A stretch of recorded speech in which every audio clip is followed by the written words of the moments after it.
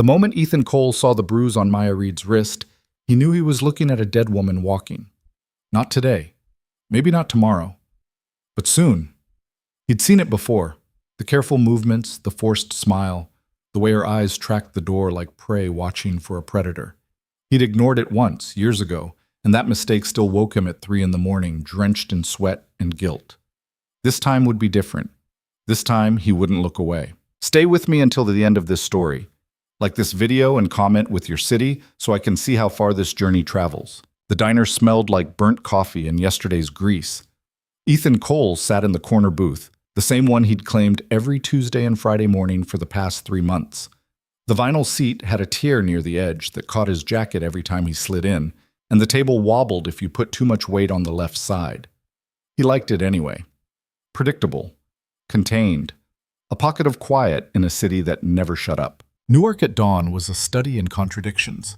Garbage trucks rumbling past brownstones where someone's grandmother still swept her stoop at 5:30.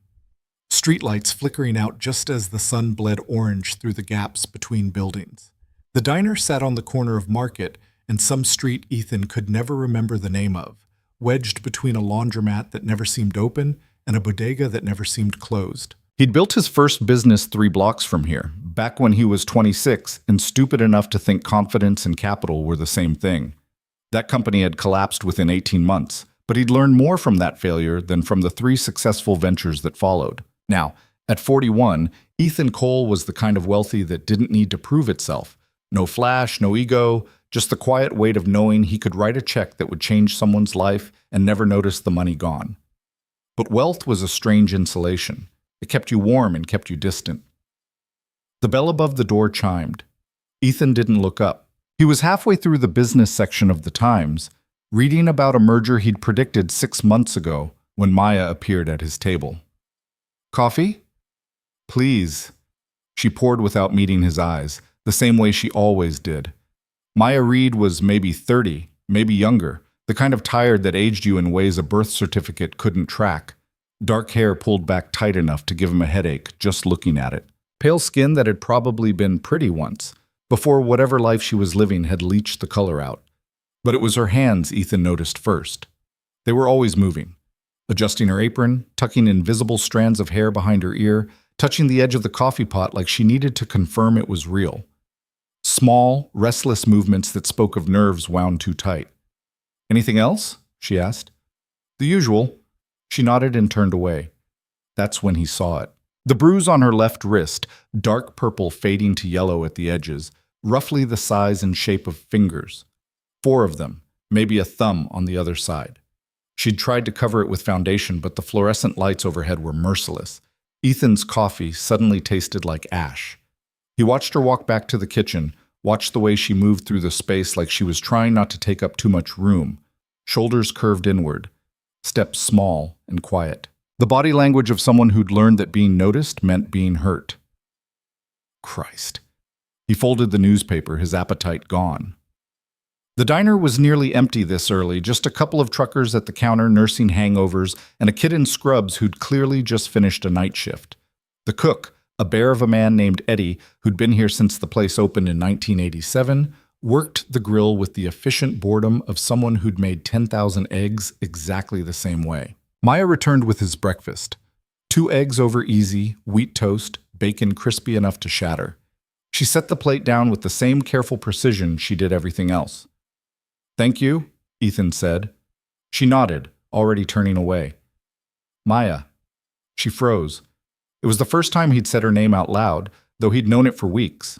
It was stitched on her uniform, right above the pocket. "Yeah?" She didn't quite look at him. Her eyes landed somewhere near his left shoulder. "You okay?" Stupid question. Dangerous question. The kind of question that could make things worse if you didn't know what you were doing. But Ethan had asked it anyway, because the alternative was going back to his newspaper and pretending he hadn't seen what he'd seen. "I'm fine." The words came out automatic, rehearsed. "Why?" "No reason. You just seem—" He paused, trying to find language that wouldn't spook her. "Tired. Double shift yesterday." She touched her wrist, realized what she was doing, stopped. "I'm good, really." She walked away before he could say anything else. Ethan ate his breakfast without tasting it, his mind already working the problem. He recognized the pattern because he'd seen it before, 7 years ago, in a different city with a different woman. Her name had been Lauren, and she'd worked at the gym where Ethan trained. Bruises that appeared and disappeared. Excuses that got more elaborate as the injuries got worse. Ethan had noticed, had worried, had ultimately done nothing because it wasn't his business, and who was he to interfere in someone else's life? 3 weeks later, Lauren was dead. Blunt force trauma to the head. Her boyfriend claimed she'd fallen down the stairs. The police had their doubts, but doubt wasn't proof, and the case went nowhere. Ethan had attended the funeral. He'd stood in the back, anonymous and useless, and made himself a promise he'd broken every day since. Next time, he wouldn't look away. The bell chimed again. The man who walked in was maybe 6'2", built like he'd done manual labor most of his life, but recently let himself go soft around the middle. Early 40s, thinning hair, wearing a jacket that had been expensive 3 years ago. He had the kind of face that looked friendly until you really looked at it. Something mean around the mouth, something cold in the eyes. He scanned the diner, spotted Maya refilling coffee for the truckers, and smiled. It wasn't a good smile. Ethan watched as the man crossed directly to her, moving with the territorial confidence of someone who owned what he was approaching. Maya saw him coming. Her whole body went rigid, that coffee pot trembling slightly in her hand. "Hey, baby." The man's voice carried across the quiet space, too loud, too familiar.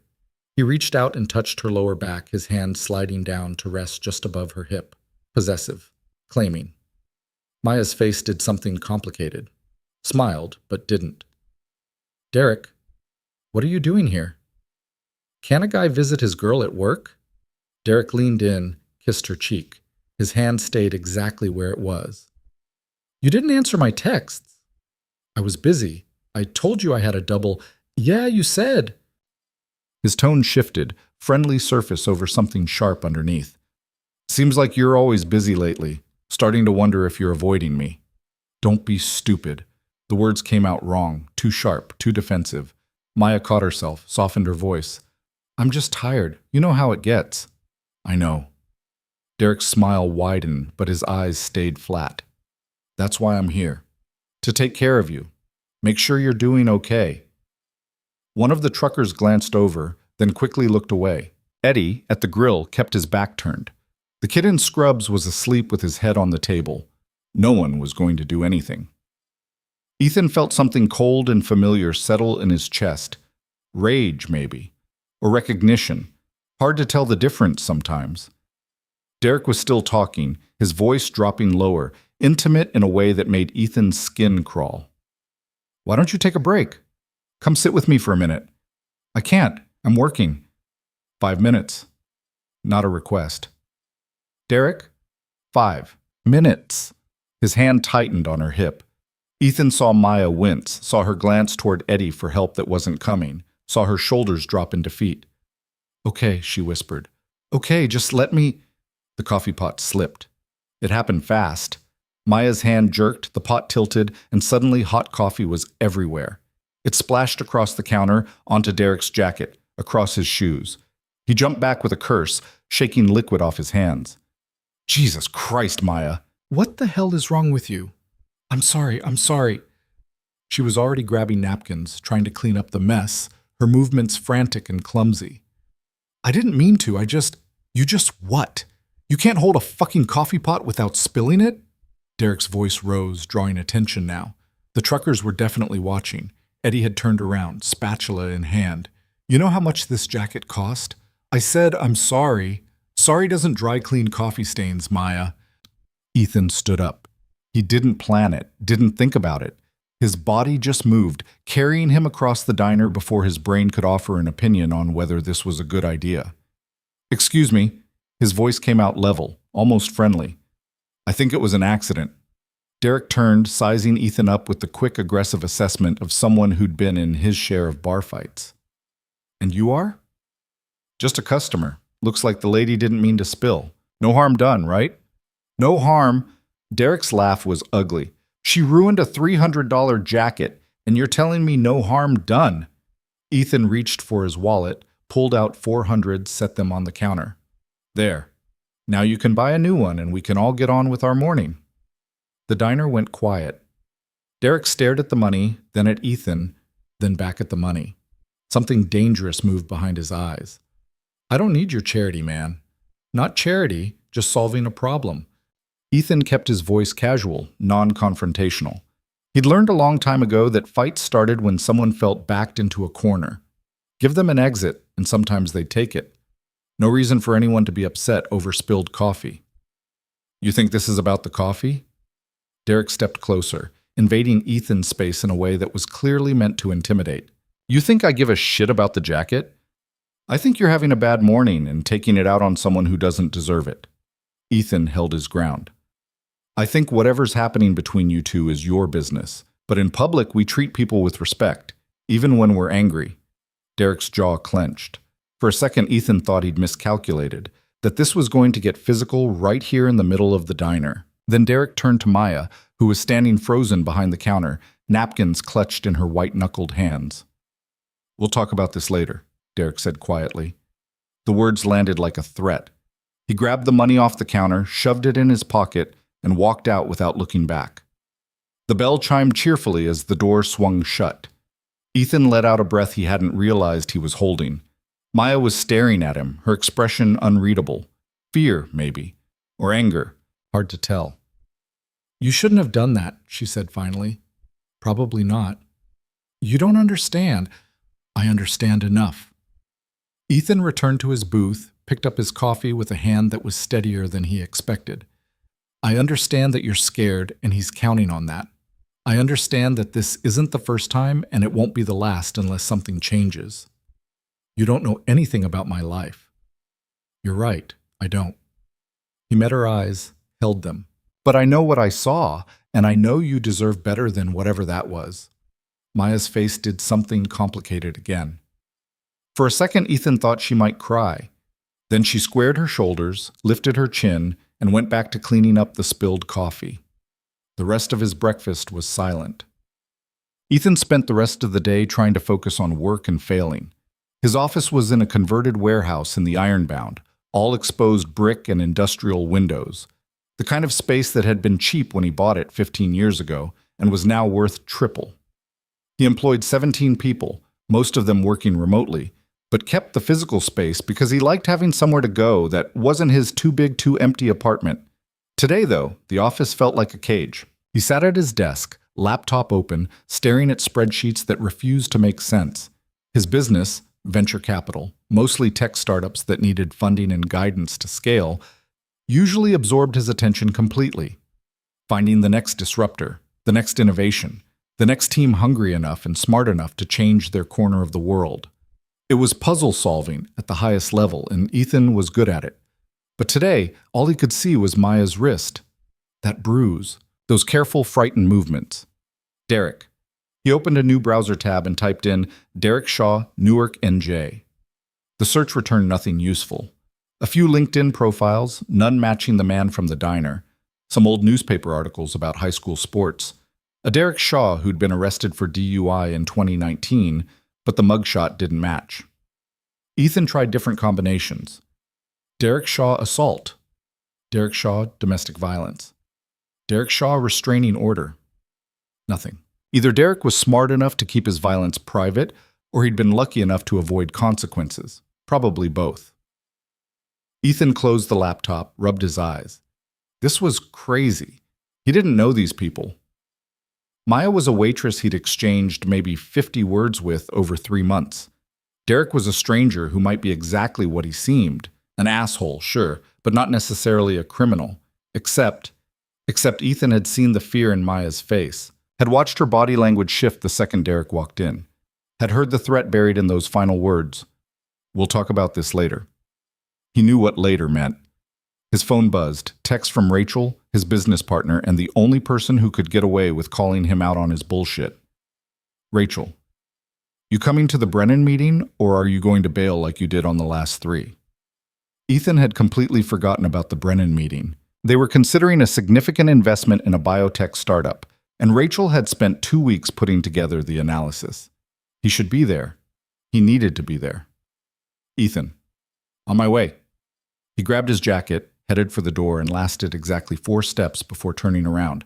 This was stupid, reckless, the kind of thing that ended badly for everyone involved. But he pulled up a different browser, logged into a database he paid for but rarely used, a private investigator tool that aggregated public records, property ownership, court filings, all the digital breadcrumbs people left behind without realizing it. He searched Derek Shaw again, this time adding filters. Age range 38 to 45, location Newark and surrounding areas, any criminal or civil filings in the last 10 years. 3 results. The first Derek Shaw was 62 and living in a nursing home.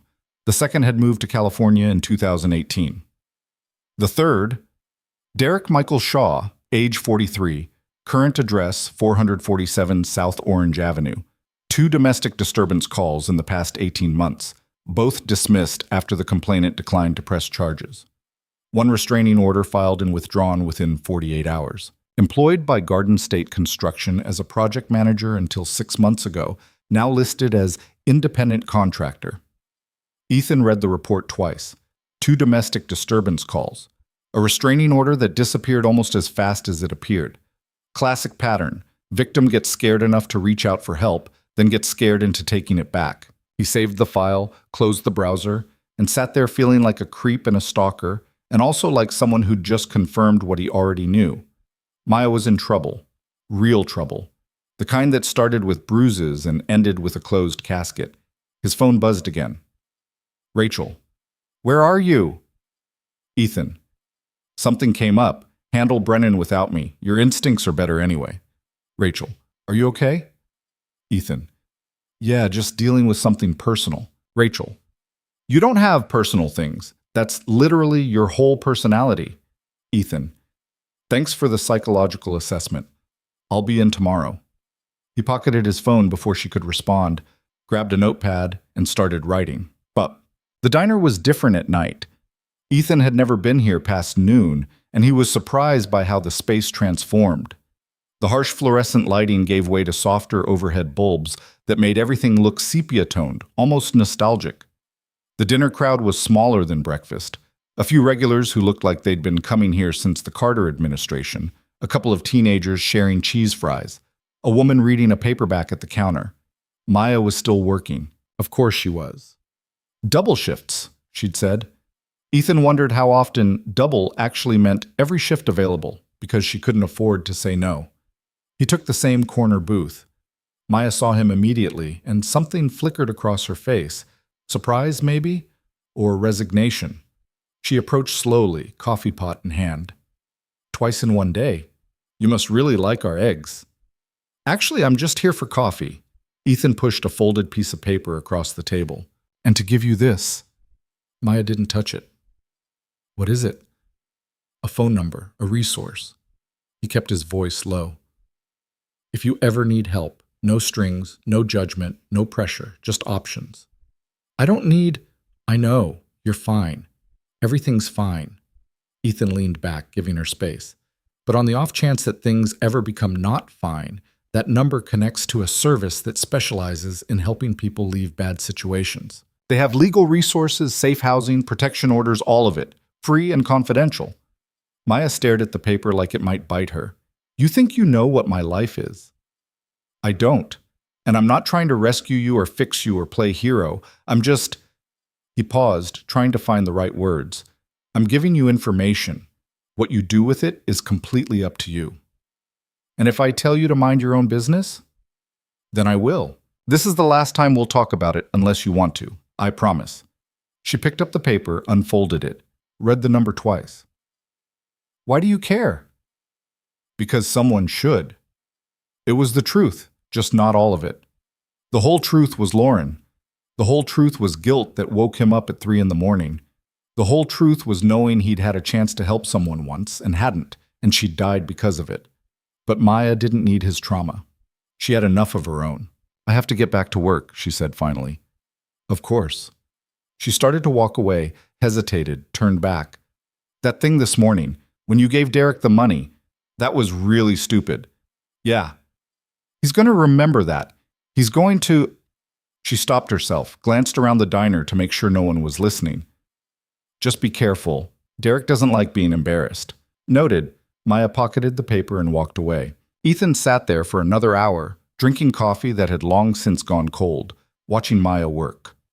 She was good at her job, efficient, attentive, the kind of server who remembered orders without writing them down and knew when to chat and when to leave people alone. But every time the door opened, she looked up with that same flash of fear, that same quick calculation of threat. Around 9:30, Derek walked in. He didn't look at Ethan, didn't acknowledge anyone except Maya, who went very still when she saw him. Derek slid into a booth near the back, and after a moment, Maya approached with the coffee pot. Ethan couldn't hear what they were saying, but he could read body language. Derek was leaning back, relaxed, smiling. Maya stood with her weight on her back foot, ready to retreat. They talked for maybe 3 minutes. Then Derek reached out, grabbed her wrist, the same wrist that already had bruises, and pulled her closer. Maya's free hand gripped the coffee pot so hard Ethan thought she might break it. He stood up, reaching for his wallet. "Sit down." Ethan turned. Eddie, the cook, had emerged from the kitchen. He was wiping his hands on a towel, his expression unreadable. "This isn't your fight," Eddie said quietly. "Someone needs to—" "What? Step in and make it worse? You think Derek's going to back off because some rich guy waves money around? All you're doing is giving him another reason to take it out on Maya later." Ethan wanted to argue, but Eddie wasn't wrong. Confronting Derek here, in public, with Maya trapped between them, it wouldn't help. It would escalate things, give Derek an excuse, make Maya the target of his wounded pride. "So we just watch?" Ethan's voice came out harder than he intended. "We do what we can without making things worse." Eddie glanced toward the back booth, where Derek was still holding Maya's wrist. "She's got to be the one who decides to leave. Not you, not me, her. And until she does, all we can do is be ready to help when she asks for it." "And if she doesn't ask before it's too late?" Eddie didn't answer. He didn't have to. Ethan sat back down, hating every second of it, hating the helplessness, hating Derek, hating himself for not knowing what the right move was. 10 minutes later, Derek left. He kissed Maya on the cheek, tender, affectionate, completely at odds with the tension in her shoulders, and walked out into the night. Maya stood there for a long moment, not moving, her hand touching the spot where he'd kissed her. Then she went back to work like nothing had happened. Ethan paid his bill, left a tip that was probably too large, and walked out into the cold Newark night feeling like he'd failed a test he didn't know he was taking. 3 days passed. Ethan went about his life. Meetings, conference calls, the normal rhythm of business. But his mind kept returning to the diner, to Maya, to the paper with the phone number that she'd taken but probably wouldn't use. He told himself to let it go. Eddie was right. This wasn't his fight. Maya had to make her own choices. But guilt was a persistent thing. On Thursday afternoon, Ethan found himself driving past Maya's address. He'd pulled it from the same database where he'd found Derek's information, and he knew it was a violation, knew he was crossing lines he shouldn't cross. 447 South Orange Avenue turned out to be a run-down apartment complex with bars on the ground floor windows and graffiti that had been painted over so many times the walls looked textured. Derek's truck, a black Silverado with a dented rear bumper, was parked out front. Ethan drove past without stopping, hating himself a little more. That night, he went back to the diner. Maya wasn't there. A different waitress, older, with a smoker's rasp and efficient indifference, took his order. Ethan ate eggs he didn't want and asked casually where Maya was. "Called in sick," the waitress said. "3rd time this month, Eddie's going to fire her if she's not careful." Sick. The word sat wrong in Ethan's stomach. He finished his meal, left cash on the table, and sat in his car in the parking lot for 20 minutes, staring at his phone. This was crazy. Obsessive. The behavior of someone who'd watched too many movies and confused intervention with stalking. But he thought about Lauren, about the funeral, about standing in the back of that church and knowing he could have done something, should have done something, and hadn't. He pulled out his phone, called a number he hadn't used in 6 years. "Marcus Chen." "Marcus, it's Ethan Cole." A pause. "Ethan? Wow. Been a while. How are you?" "Good. Listen, I need a favor."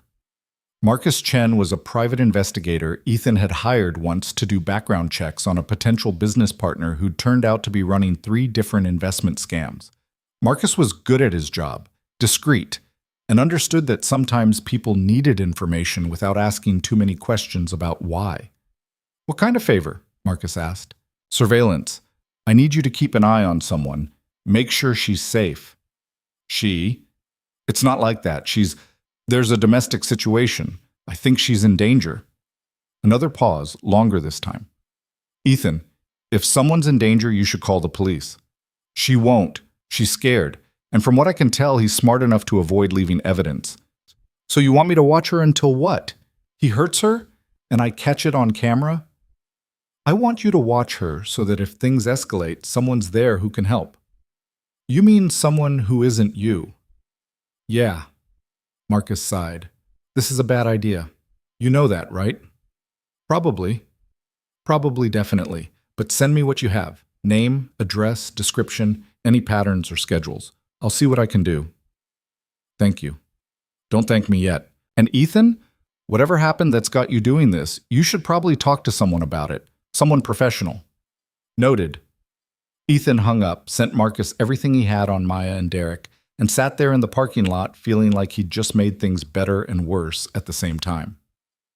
Friday morning, Maya was back at work. She had a split lip and a bruise on her left cheekbone, both badly concealed with makeup. She moved slower than usual, careful, like every step hurt. Ethan felt something cold and sharp settle behind his ribs. When Maya came to take his order, he said nothing about her injuries, didn't ask if she was okay, didn't offer help, didn't even meet her eyes for too long. He'd promised this was her choice, and pushing now would only drive her away. "The usual?" she asked. "Please." She nodded and walked away, and Ethan watched her go, memorizing details. The way she held her left arm close to her body, the stiffness in her gait, the careful way she turned her head, like her neck hurt. Derek had hurt her, badly, and she'd come to work anyway because she probably couldn't afford not to. His phone buzzed, text from Marcus. Marcus: "Got eyes on the apartment. Truck's been there all night. No movement yet." Ethan: "Thanks. Let me know if anything changes." Marcus: "You're paying me to watch someone's house and you won't tell me what I'm watching for. You know that's weird, right?" Ethan: "Just keep watching." Maya returned with his coffee and breakfast, set it down without speaking, started to walk away. "Maya." She stopped, didn't turn around. "What?" "That number I gave you, it's still good. Anytime, day or night." "I know." "Okay." She left, and Ethan ate his eggs without tasting them, rage and helplessness warring in his chest. This was why people didn't get involved. Because getting involved meant watching someone suffer and being unable to stop it. Meant respecting someone's autonomy even when their choices were killing them. Meant understanding that help offered wasn't help accepted. And sometimes people had to hit bottom before they could climb out. But what if Maya's bottom was a morgue? The thought followed Ethan through the rest of his day, through meetings he barely remembered and work he completed on autopilot. It followed him home to his empty apartment, followed him through a dinner he didn't eat, followed him into a night where sleep wouldn't come. At 2:47 a.m., his phone rang. Marcus. "Talk to me," Ethan said. "You need to get down here now." Ethan was already reaching for his pants. "What happened?" "Fight, bad one. I heard screaming, called it in, but by the time police showed up, she was saying everything was fine. They're leaving now." "Is she hurt?" "Can't tell from here, but Ethan, this guy is dangerous, like seriously dangerous. I watched him throw a chair through the window, and 5 minutes later, he's all smiles and apologies when the cops show up. Classic cycle of abuse stuff, but this feels like it's escalating. I'm on my way." "What are you going to do?" "Good question." Ethan grabbed his keys, his wallet, his jacket. "I don't know yet." He made it to South Orange Avenue in 12 minutes, breaking at least 4 traffic laws in the process. Marcus's car, a nondescript Honda Civic, was parked across the street, tucked between 2 other vehicles where it wouldn't draw attention. Ethan pulled up behind it, killed the engine. Marcus got out, walked back to Ethan's car, slid into the passenger seat. He was a thin man in his 50s, gray hair, wire-rimmed glasses, the kind of person who disappeared in crowds. Perfect for surveillance work. Police left 10 minutes ago, Marcus said. Neighbors are going back to sleep. Show's over. How bad was it? Bad enough that someone called 911. I didn't make the call, by the way. I was just about to when someone beat me to it. Marcus pulled out his phone, showed Ethan a video. Dark, grainy, shot from across the street through a telephoto lens. But clear enough to see Derek Shaw dragging Maya across the living room by her hair. Clear enough to see him shove her against the wall. Clear enough to see her trying to protect her face with her arms. Ethan's hands clenched into fists. Jesus. Yeah. Marcus pocketed his phone. Question is, what are you going to do about it? Can we use this? Give it to the police? Maybe. But she'll have to press charges, and based on what I just watched, she's not going to. She told the cops everything was fine, said the neighbors must have heard the TV. So we just wait for him to kill her? We wait for her to decide she wants help. That's how this works, Ethan. You can't save someone who doesn't want to be saved. That's bullshit. It's reality. Marcus's voice softened. Look, I get it. You want to fix this. But storming in there, confronting him, getting physical, it won't help. It'll make things worse for her. Ethan knew Marcus was right. Knew it in the rational part of his brain that understood systems and consequences. But the irrational part, the part that remembered Lauren's funeral, that heard Maya's scream in that video, didn't care about rational. How long have you been doing this? Ethan asked. Surveillance? 23 years? How many times have you watched someone get hurt and done nothing? Marcus was quiet for a long moment. Too many. And it never gets easier. But the alternative, getting involved, breaking protocol, trying to force an outcome, I've seen that go wrong more times than it's gone right. You want to help her. Be patient. Be ready. And when she asks for help, move heaven and earth to give it to her. But until then, he shrugged, all we can do is watch. They sat there in silence, watching the apartment building, waiting for something neither of them could name. At 3:15, the lights in Derek's apartment went out. At 3:47, Ethan drove home. He didn't sleep. The sun came up on Saturday like it had every right to, indifferent to the fact that Ethan had spent the night staring at his ceiling, replaying that grainy video in his head. Maya's scream, Derek's face twisted with rage, the sound of her body hitting the wall. He showered, dressed, made coffee he wouldn't drink. His apartment felt too quiet, too clean, too removed from the ugliness happening 12 blocks away. Floor-to-ceiling windows overlooked downtown Newark, the skyline catching morning light like everything was fine, like the world wasn't full of people hurting each other behind closed doors. His phone sat on the kitchen counter, Marcus's last text still glowing on the screen. Marcus, get some sleep. I'll keep watch. Ethan had hired him for 3 days. It was Saturday now, which meant 1 day left. After that, Marcus would disappear back into whatever cases paid better than babysitting a stranger's guilt, and Maya would be alone again with a man who was going to kill her eventually. The question wasn't if, it was when. Ethan picked up his phone, scrolled through his contacts until he found a name he hadn't called in years. District Attorney's Office. A woman named Jennifer Park, who'd worked on a case involving one of Ethan's early investments, a tech startup whose CFO had been embezzling funds. Jennifer had been thorough, relentless, the kind of prosecutor who cared more about justice than politics. He dialed before he could talk himself out of it. She answered on the third ring, voice rough with sleep. This better be important. Jennifer, it's Ethan Cole. A pause. Ethan, it's 7 a.m. on a Saturday? I know. I'm sorry. I need advice. He heard rustling, could picture her sitting up, running a hand through her hair. What kind of advice? Hypothetically, if someone knew about a domestic violence situation, had evidence of abuse, but the victim wasn't willing to press charges, what options would that person have? The line went quiet for a beat too long. Is this actually hypothetical? Does it matter? Yeah, it does. Because if you're asking what I think you're asking, I need you to understand something. We can't prosecute without a cooperative victim. We can't get restraining orders without the victim filing for one. We can't do anything unless she's willing to participate in her own safety. Even if there's video evidence? Video of what? Ethan hesitated. He was already too deep into this, already crossing lines that shouldn't be crossed. But he'd watched Marcus's video 17 times in the last 4 hours, and every time it ended the same way, with Maya on the floor and Derek standing over her. Assault. Clear, documented assault. Jennifer's voice shifted, became sharper, more focused. Who took the video? A private investigator.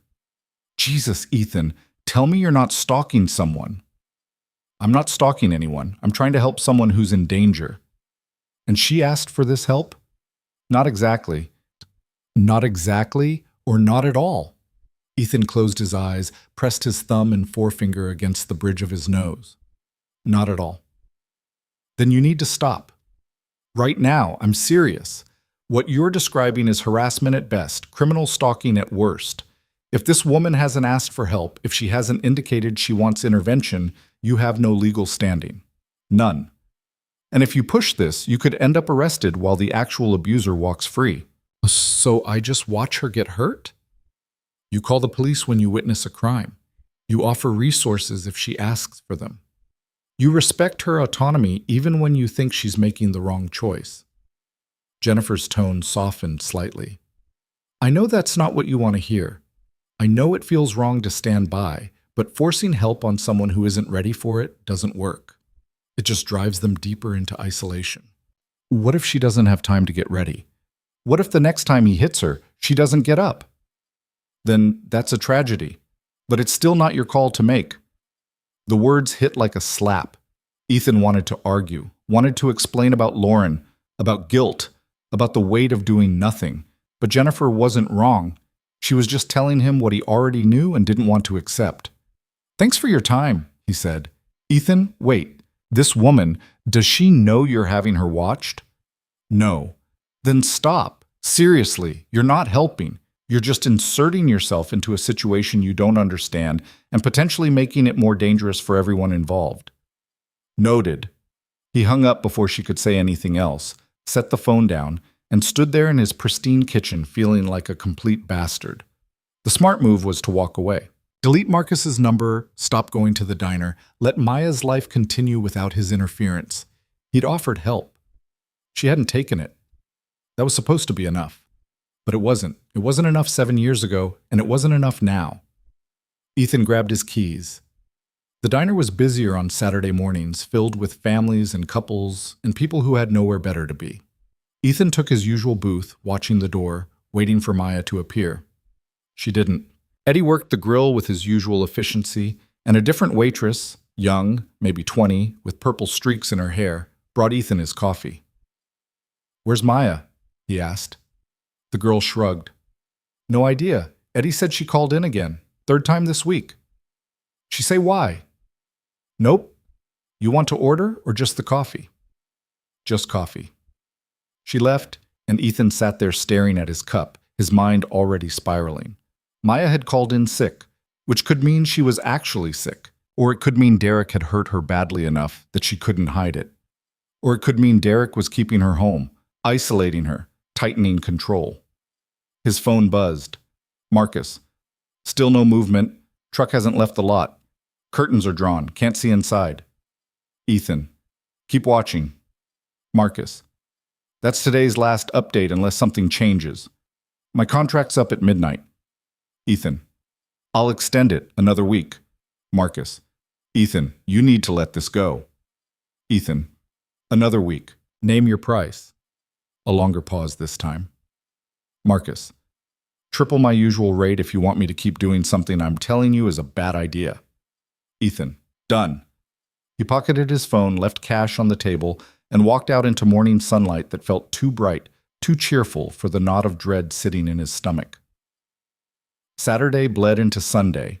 No word from Marcus except periodic updates confirming Derek's truck hadn't moved, and no one had entered or left the apartment. Ethan worked from home, accomplishing nothing. His laptop opened to spreadsheets he didn't read. At 4 in the afternoon, Rachel called. "You're avoiding me," she said without preamble.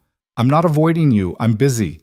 "Bullshit. You missed the Brennan meeting, you bailed on Thursday's strategy session, and you sent me a 2-sentence email approving a $250,000 investment without a single question.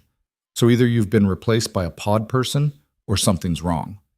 Ethan leaned back in his chair, rubbed his eyes. Rachel was the closest thing he had to a friend who wasn't also an employee or a business contact. They'd started their first company together 15 years ago, back when they were both broke and stupid and convinced they'd change the world. The company had failed, but the partnership had survived, evolved into something that worked because they trusted each other enough to call out each other's bullshit. "I'm dealing with something," he said finally. "Personal?" "Yeah." "You don't do personal." "I'm aware." Rachel was quiet for a moment. "Is it serious?" "I don't know yet. Do you want to talk about it?" "Not really." "Okay." No judgment in her voice, no pressure, just acceptance. "But Ethan, whatever this is, don't do something stupid. You're good at business because you think 3 moves ahead. Apply that same logic to whatever personal crisis you're having." "I'll try." "And if you need help, ask. I'm not just your business partner." "I know. Thanks." He hung up, her words echoing in his head. Don't do something stupid. Too late for that. He'd already hired a PI to surveil a woman who hadn't asked for surveillance, already inserted himself into a situation he had no business being in, already crossed lines that shouldn't be crossed. But he couldn't shake the image of Maya, bruised, scared, trapped. Monday morning, Ethan was back at the diner before dawn. Maya was there. Relief hit him first, sharp and immediate. Then he actually looked at her, and relief turned to something colder. She moved like someone whose ribs hurt. Slow, careful, one hand pressed against her left side whenever she thought no one was watching. Her face was pale, makeup heavier than usual, trying and failing to hide the swelling around her right eye. When she approached his table, she didn't make eye contact. "Coffee?" "Please." She poured with hands that trembled slightly, and Ethan noticed the new bruises on her forearms. Defense wounds, he realized. She'd tried to protect herself. "Maya, don't." The word came out sharp, almost desperate. "Please don't. I know what you're doing. I know you're trying to help, but you can't. You don't understand how this works." "Then explain it to me." She set the coffee pot down harder than necessary. "You think I don't know how bad this looks? You think I haven't thought about leaving? But it's not that simple. I don't have money. I don't have family. I don't have anywhere to go that he wouldn't find me." Her voice dropped to barely a whisper. "And if I run and he catches me, it'll be worse. So much worse. That number I gave you, I know I still have it, but making a phone call doesn't fix everything. It doesn't give me a new life or make Derek disappear. It just starts a process that might get me killed." The words landed like stones. "So what? You just stay?" Ethan asked. "You just let him keep hurting you until—" He stopped himself, but they both knew how that sentence ended. "Until I figure out a way to leave that doesn't end with me in a hospital or worse." Maya's eyes finally met his, and they were hard, defiant. "I'm not stupid. I'm not weak. I'm surviving. And I need you to let me survive my own way." She walked away before he could respond, disappearing into the kitchen. Ethan sat there feeling like he'd been punched in the chest. She was right. Everything she'd said was right, and that made it worse somehow.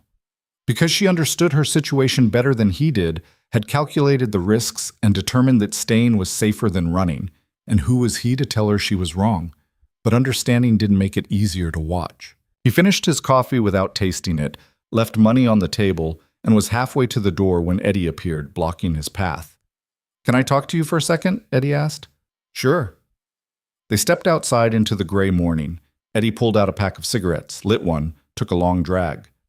"You're making things harder for her." "I'm trying to help." "I know. That's the problem." Eddie blew out smoke, watching it dissipate. "Derek came by yesterday. Sat in that same booth you always take. Asked about you." Ethan's stomach dropped. "What did you tell him?" "Nothing. Told him you were just a regular customer. But he's not stupid, Ethan. He sees you watching her. He sees you trying to talk to her. And every time you do, he takes it out on her later." "Jesus." "Yeah." Eddie flicked ash onto the pavement. "Look, I get it. I've worked here 23 years. I've seen this pattern play out more times than I can count. Young woman, older guy, bruises that appear and disappear. And every single time, some well-meaning person tries to step in and fix it. And every single time, it makes things worse. So we just do nothing? We be ready. We stay aware. And when she's ready to leave, we help her do it safely." Eddie met Ethan's eyes. But until then, you backing off might be the best thing you can do for her. Because right now, Derek sees you as competition, and that makes Maya a thing he needs to control more tightly. The truth of it sat bitter on Ethan's tongue. I can't just walk away. Then at least stop being so obvious about it. Come to the diner less. Stop trying to have private conversations with her. Stop looking at her like you're trying to solve a problem. Eddie stubbed out his cigarette. She knows you care. That's enough. Let it be enough. Ethan wanted to argue, wanted to explain that doing nothing had failed before, that passive observation wouldn't change anything. But Eddie was right. His presence was making things worse. Derek had noticed, and Maya was paying the price. Okay, Ethan said finally. I'll back off. Good. Eddie turned to go back inside, paused.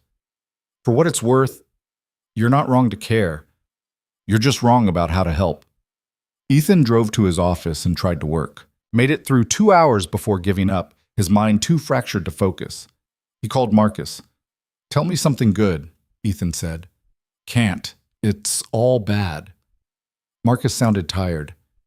Derek left for work this morning. First time since Friday. Maya stayed home. I got a clear shot through the window when she opened the curtains. She's moving like someone who got worked over pretty good. Did you get photos? Yeah. You want them? Did he? What would he do with them? Show them to Jennifer Park, who'd already told him he couldn't do anything without Maya's cooperation? Show them to Maya like she didn't already know how bad things were? No, Ethan said. Just keep watching. How long are we doing this? I don't know. Because I gotta tell you, man, this is starting to feel less like surveillance and more like we're waiting for something terrible to happen so we can say we saw it coming. You have a better idea? Marcus sighed. No, but I don't love this one either.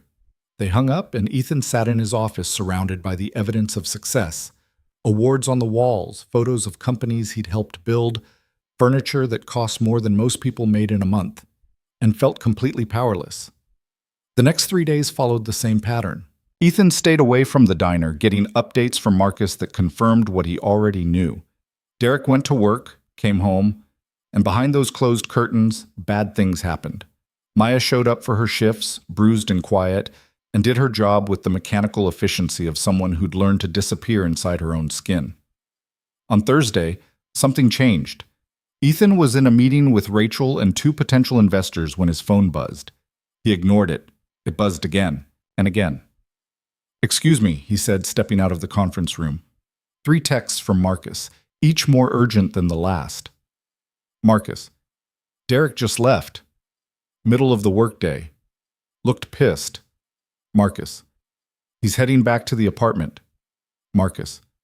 Ethan, this feels wrong. Call me. Ethan was already moving, grabbing his jacket, his keys. Rachel appeared in the hallway. Where are you going? We're in the middle of emergency. Handle it without me. Ethan. But he was already gone, taking the stairs instead of waiting for the elevator, his heart hammering against his ribs. He called Marcus from the car, speeding through downtown traffic. What's happening? Derek came home 20 minutes ago, stormed into the apartment. I heard yelling, a lot of it. Then it got quiet, too quiet. Did you call the police? And tell them what? That I heard yelling? They'll show up, she'll say everything's fine, and we'll be back where we started. So what do we do? I don't know, man. You're the one paying me. You tell me. Ethan took a corner too fast, tires squealing. I'm 5 minutes out. Stay on the line. He made it in 4, pulling up next to Marcus's Honda with enough force that his brakes protested. Marcus was out of his car immediately, meeting Ethan on the sidewalk. Anything? Nothing since I called you. No sounds, no movement. Curtains are still drawn. They stood there, 2 men staring at a building, completely useless. We should go up there, Ethan said. And do what? Check on her. You mean break in? Trespass? Give Derek a legitimate reason to call the cops on us instead of the other way around? I mean, make sure she's alive. The words hung between them, too dark, too real. Marcus ran a hand through his gray hair. If we do this, we're crossing a line, a big one. And if she's fine, if they're just having an argument, we look like crazy stalkers. But if we don't... He stopped, looked at the building. Okay, let's go. They crossed the street, entered the building through a security door that was propped open with a brick. The stairs smelled like old cooking grease and something chemical. Derek's apartment was on the third floor, number 312. They climbed in silence, Ethan's pulse loud in his ears. The hallway was empty, fluorescent lights buzzing overhead. Number 312 sat at the end, door closed, no sound coming from inside. Ethan raised his hand to knock, hesitated. "Do it," Marcus whispered. Ethan knocked. 3 sharp raps. Nothing. He knocked again, harder. "Maya, it's Ethan. From the diner. I just wanted to make sure you're okay." Still nothing. He tried the handle. Locked. "Maya, if you can hear me, I need you to make some noise. Let me know you're all right." Silence. Marcus pulled out his phone. "I'm calling 911. "Wait." But Marcus was already dialing. "Yeah, I need to report a wellness check. 447 South Orange Avenue, apartment 312. I heard a disturbance earlier and now no one's answering. I think someone might be hurt." He gave the dispatcher the rest of the information, hung up. "Cops will be here in 10 minutes. They waited. Ethan pressed his ear against the door, straining to hear anything, breathing, movement, crying. But the apartment was silent. 7 minutes later, 2 patrol officers appeared at the end of the hallway. One was young, maybe 25, with the kind of crisp uniform that said rookie. The other was older, seasoned, already bored with whatever this was going to turn out to be. "You the ones who called?" the older cop asked. "Yeah," Marcus said. "We heard yelling earlier, then nothing. We're worried someone inside might be injured." "Who lives here?" "A woman named Maya Reed and her boyfriend Derek Shaw." The older cop knocked on the door. "Police. Open up." Nothing. He knocked again, louder. "This is the Newark Police Department. We received a call about a disturbance. We need you to open the door." A long moment of silence. Then faintly, Ethan heard it. A lock turning. The door opened 6 inches, chain still attached. Maya's face appeared in the gap, and Ethan's breath caught. Her lip was split and bleeding. Her right eye was swollen, nearly shut. There was a cut on her forehead that hadn't been there this morning. "I'm fine," she said. Her voice was thick, like her mouth was full of blood. "Everything's fine." The rookie cop leaned closer. "Ma'am, you're clearly injured. Can we come in?" "No, I fell. In the shower. I'm clumsy." "Where's Derek Shaw?" "He's not here. He went to work." "So you're alone?" "Yes." The older cop exchanged a glance with his partner. "Ma'am, we can see you've been hurt. We'd like to come in. Make sure you don't need medical attention." "I said I'm fine." "Maya," Ethan stepped forward, couldn't help himself. "Please, let them help you."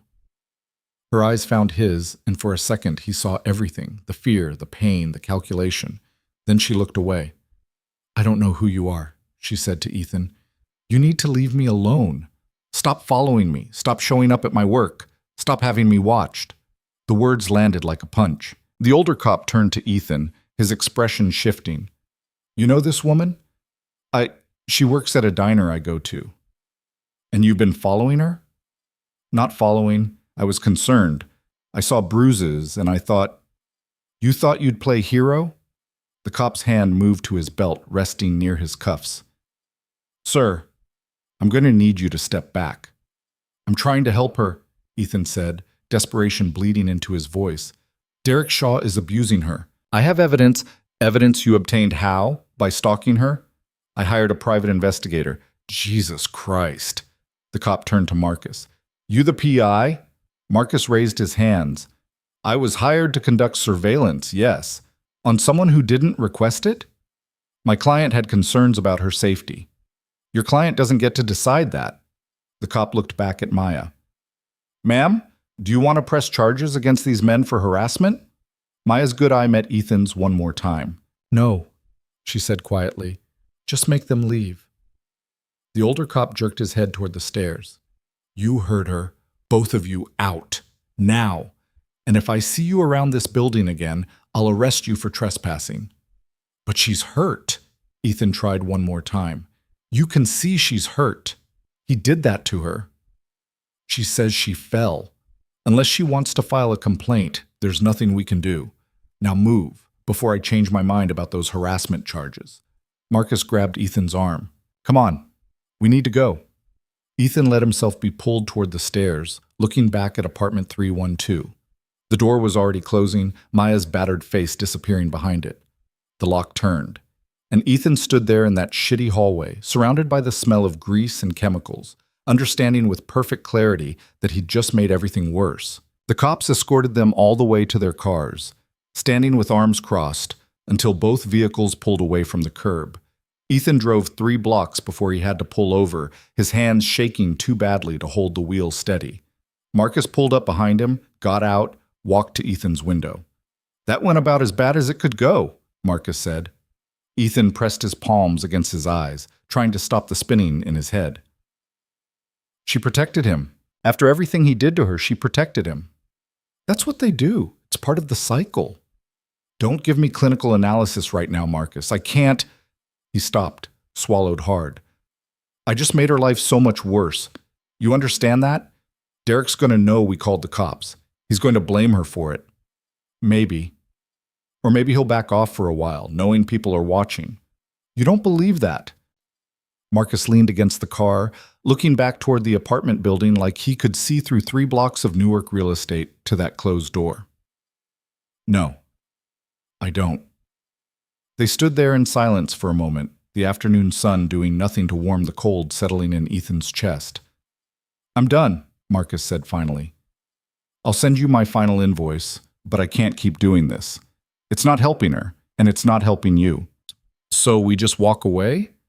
We accept that some people can't be saved until they're ready to save themselves. Marcus pulled his keys from his pocket. I'm sorry, Ethan, I really am, but this is above my pay grade and beyond my conscience. You want to keep obsessing over this woman, that's your choice. But count me out.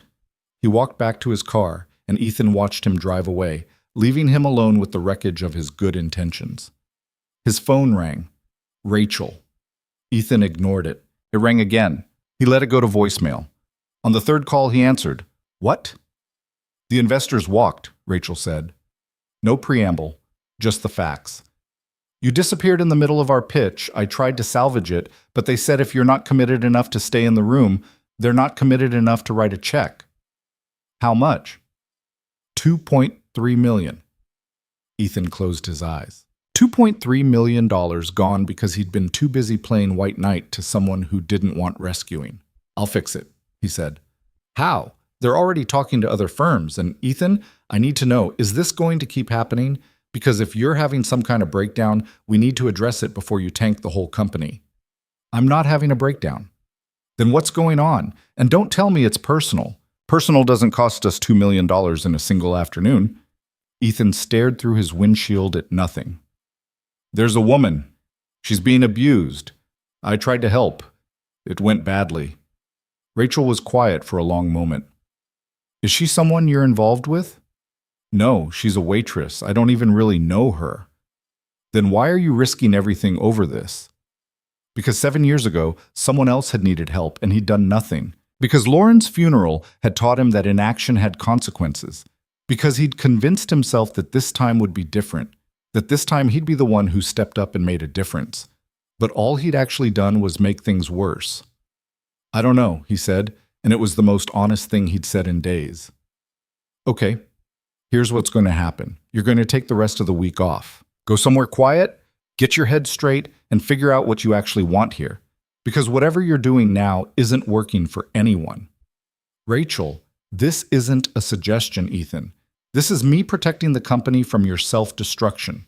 Take the week, get help if you need it, but don't come back until you're ready to actually be here. She hung up. Ethan sat in his car on a random Newark street, watching people go about their normal lives.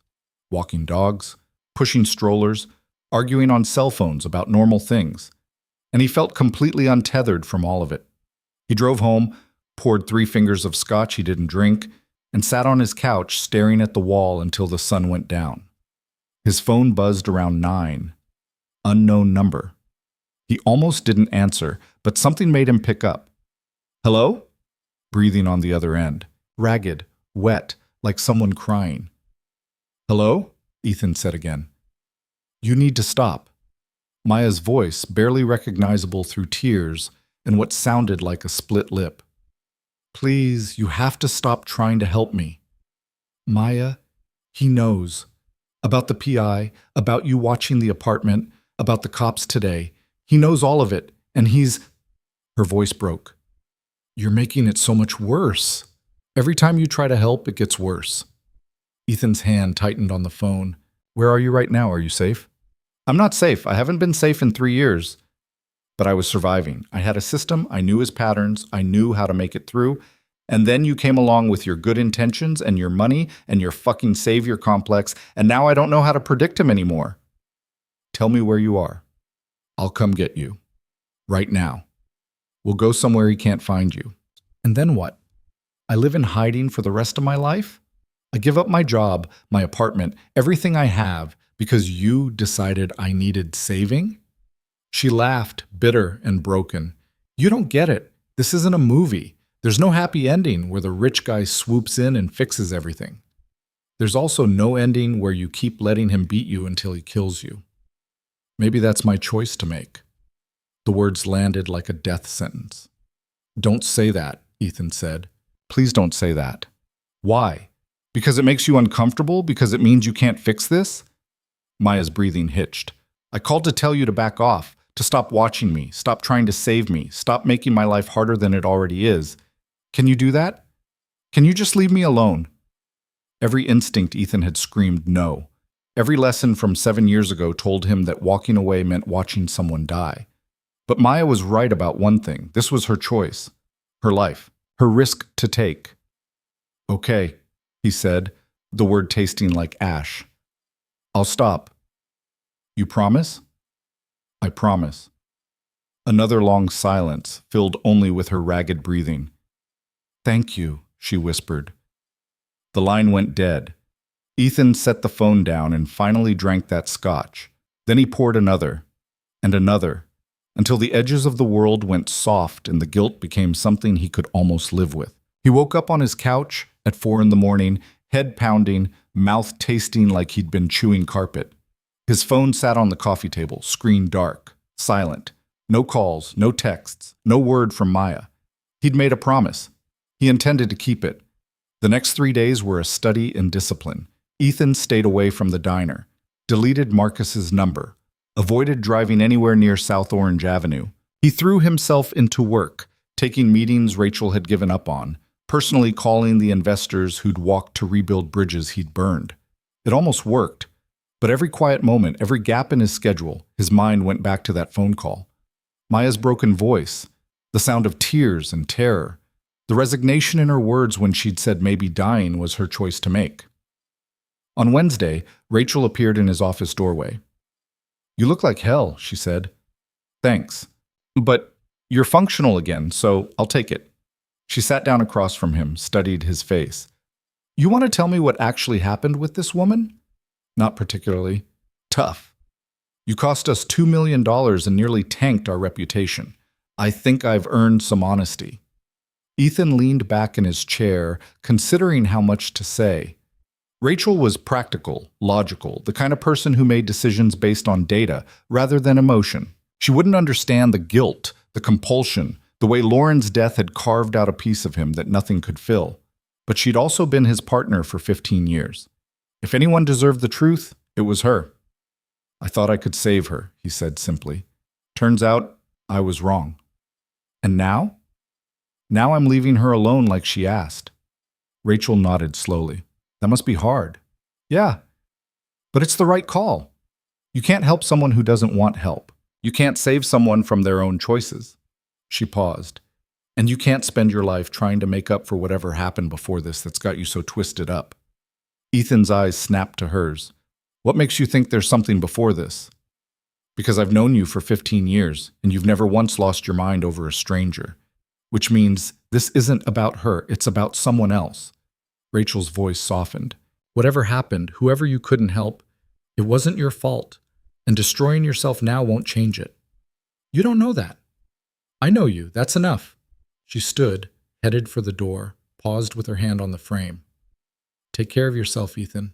The company needs you functional. And more than that, I need my friend back. Thursday morning, Ethan broke his promise. He didn't plan to. Woke up with every intention of going to the office, getting through another day of normal. But his route to work took him past the diner, and before he could stop himself, he was pulling into the parking lot. Just to see if she was okay. Just to confirm she was still alive. He wouldn't go in, wouldn't talk to her, would just look through the window, verify she was breathing, and leave. The diner was busy with the breakfast rush. Through the window, Ethan could see Eddie at the grill, the purple-haired waitress taking orders, customers occupying every booth. But no Maya. He waited 15 minutes, watching. She didn't appear. Ethan's stomach tightened. It had been 4 days since that phone call. 4 days of silence. And now she wasn't at work. He pulled out his phone, stared at it. He'd promised to leave her alone. Breaking that promise would confirm everything Derek probably believed about him. That he was a stalker, an obsessive, someone who couldn't take no for an answer. But what if she was hurt? What if Derek had finally gone too far? His phone rang before he could make a decision.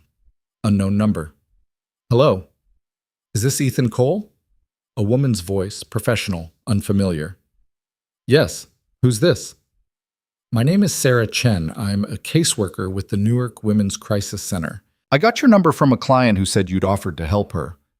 Ethan's heart stopped. Maya. I can't confirm or deny who my client is, privacy regulations, but I was asked to contact you about providing a reference for emergency housing assistance. She left him? She actually left? A pause.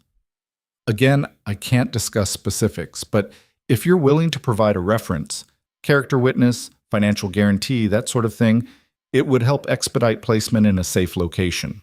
Yes, absolutely yes, whatever you need. Great. I'll email you the paperwork. We'll need it back within 24 hours. You'll have it in 2. Sarah gave him her email address, and they hung up. Ethan sat there in the diner parking lot, hands shaking, something that felt dangerously close to hope blooming in his chest. She'd left. Maya had actually left. The email arrived 10 minutes later. Ethan read through the forms. Basic information about how he knew Maya, character assessment, financial guarantee that he'd cover first and last month's rent if the shelter couldn't place her in subsidized housing within 60 days. He filled it out in the parking lot, sent it back in under an hour. Then he sat there, staring at his phone, waiting for something. Confirmation, update, anything. Nothing came. Friday morning, Sarah Chen called again. Your reference helped. We've secured emergency placement. I wanted to thank you personally. Is she okay? She's safe. That's all I can tell you. When can I... Mr. Cole, I need to be clear about something. My client has requested no contact with anyone from her previous life. That includes you. She's grateful for your help, but she needs space to heal and rebuild without outside interference. The words stung more than they should have. I understand, Ethan said. I'm sure you do. And for what it's worth, your persistence probably saved her life. She told me about the number you gave her at the diner. Said she kept it for 3 weeks before she was brave enough to call. So thank you. Just make sure she stays safe. That's my job, and we're very good at it. Sarah hung up, and Ethan sat in his office, staring at spreadsheets that suddenly seemed trivial and meaningless. Maya was safe. She'd gotten out. That should have been enough. But the relief was complicated by the knowledge that he'd never know what happened next. Never know if she rebuilt her life or fell back into old patterns. Never know if Derek respected her leaving or spent every day trying to find her.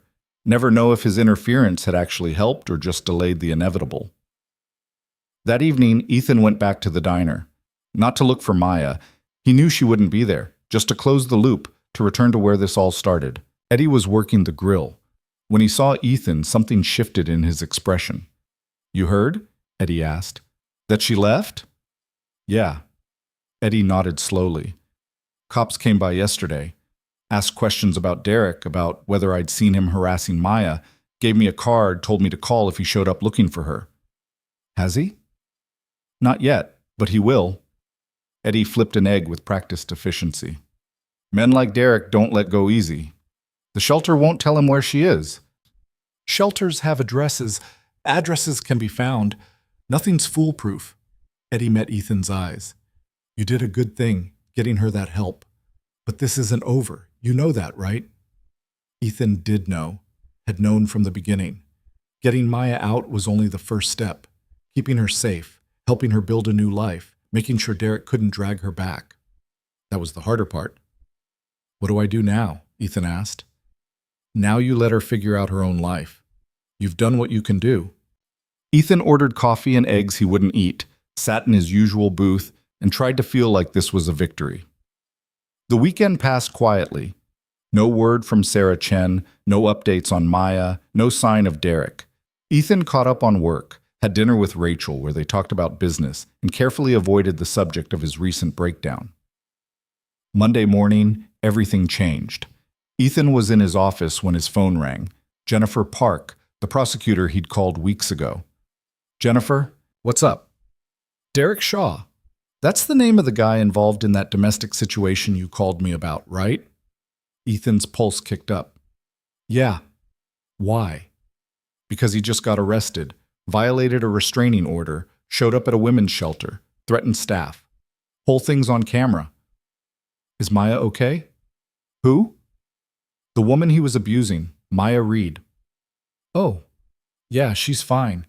She wasn't there when it happened, but the shelter filed charges, and given his history, the judge denied bail. He's sitting in county lockup until trial. Relief flooded through Ethan so fast it made him dizzy. How long will he be there?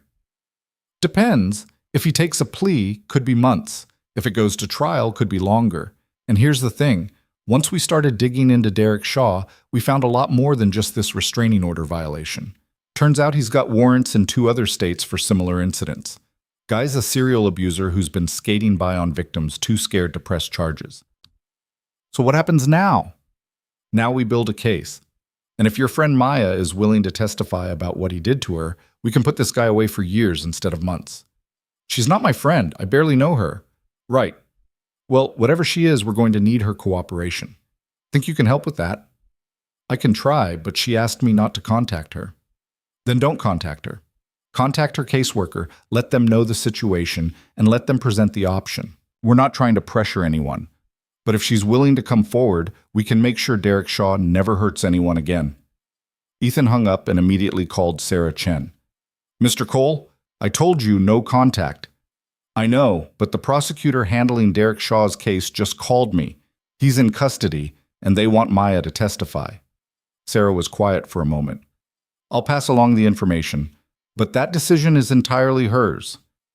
I understand, just make sure she knows she'd be safe, that he can't get to her. I'll make sure she has all the facts.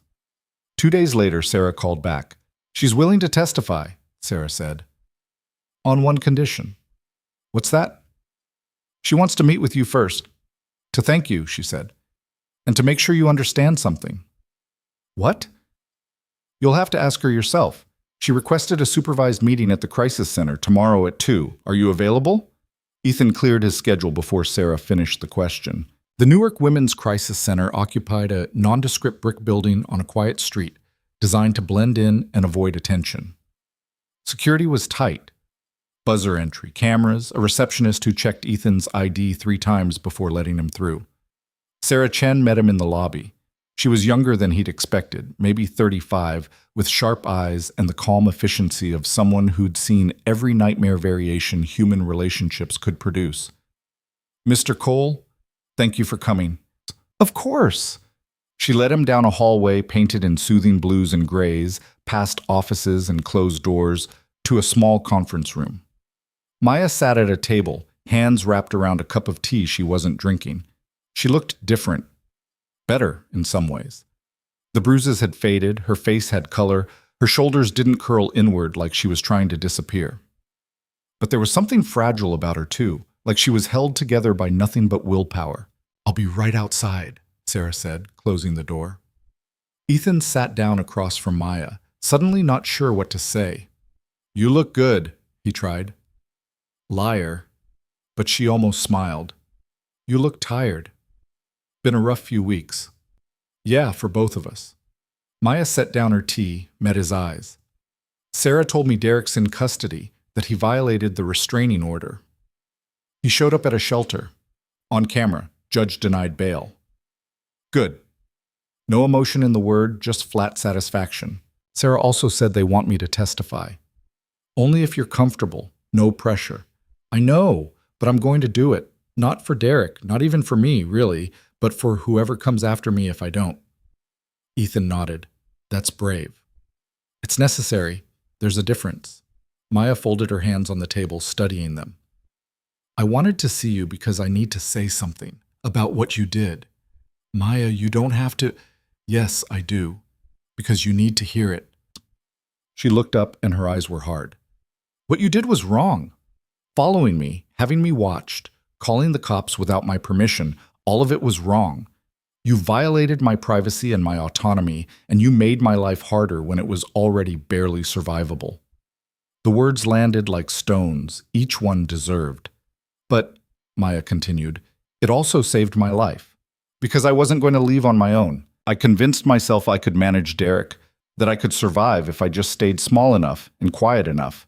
And then you showed up with your guilt and your savior complex and your complete inability to mind your own business, and you didn't give me the option of disappearing anymore.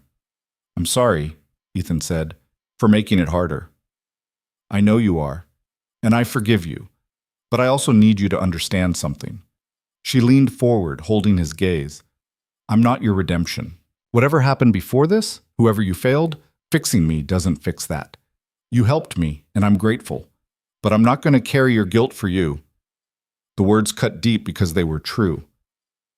Her name was Lauren, Ethan said quietly. She worked at a gym I went to. I saw the bruises. I did nothing. 3 weeks later, she was dead. And you've been trying to save her ever since. Yeah. Maya reached across the table, touched his hand briefly. You can't. She's gone. But you can let her go. They sat there in silence for a moment, two people connected by violence and distance and the strange intimacy of seeing each other at their worst. What happens now? Ethan asked. Now I testify. I work with Sarah to find permanent housing. I figure out who I am when I'm not just surviving. Maya pulled her hand back. And you go back to your life and stop trying to rescue people who didn't ask for it. I can do that. Can you? Ethan thought about it. About Lauren. About the guilt that woke him at 3 a.m, about the compulsion to fix, to save, to never again be the person who looked away. I can try, he said. That's all any of us can do. Sarah knocked on the door, opened it. Time's up, I'm afraid. Maya stood. Ethan did too. Thank you, she said, for everything, even the parts that were wrong. Good luck, Ethan replied, with all of it. She walked out, and Ethan stood there in that quiet conference room, feeling something shift in his chest. Not closure, it was too messy for that, too complicated, but maybe the beginning of letting go. He drove back to his office, sat at his desk, and for the first time in weeks, actually focused on work. The next morning, Derek Shaw's attorney called. Ethan stared at his phone screen, the name glowing like a warning sign. Robert Castellano, attorney at law. He let it ring twice more before answering. Ethan Cole. Mr. Cole, my name is Robert Castellano. I represent Derek Shaw.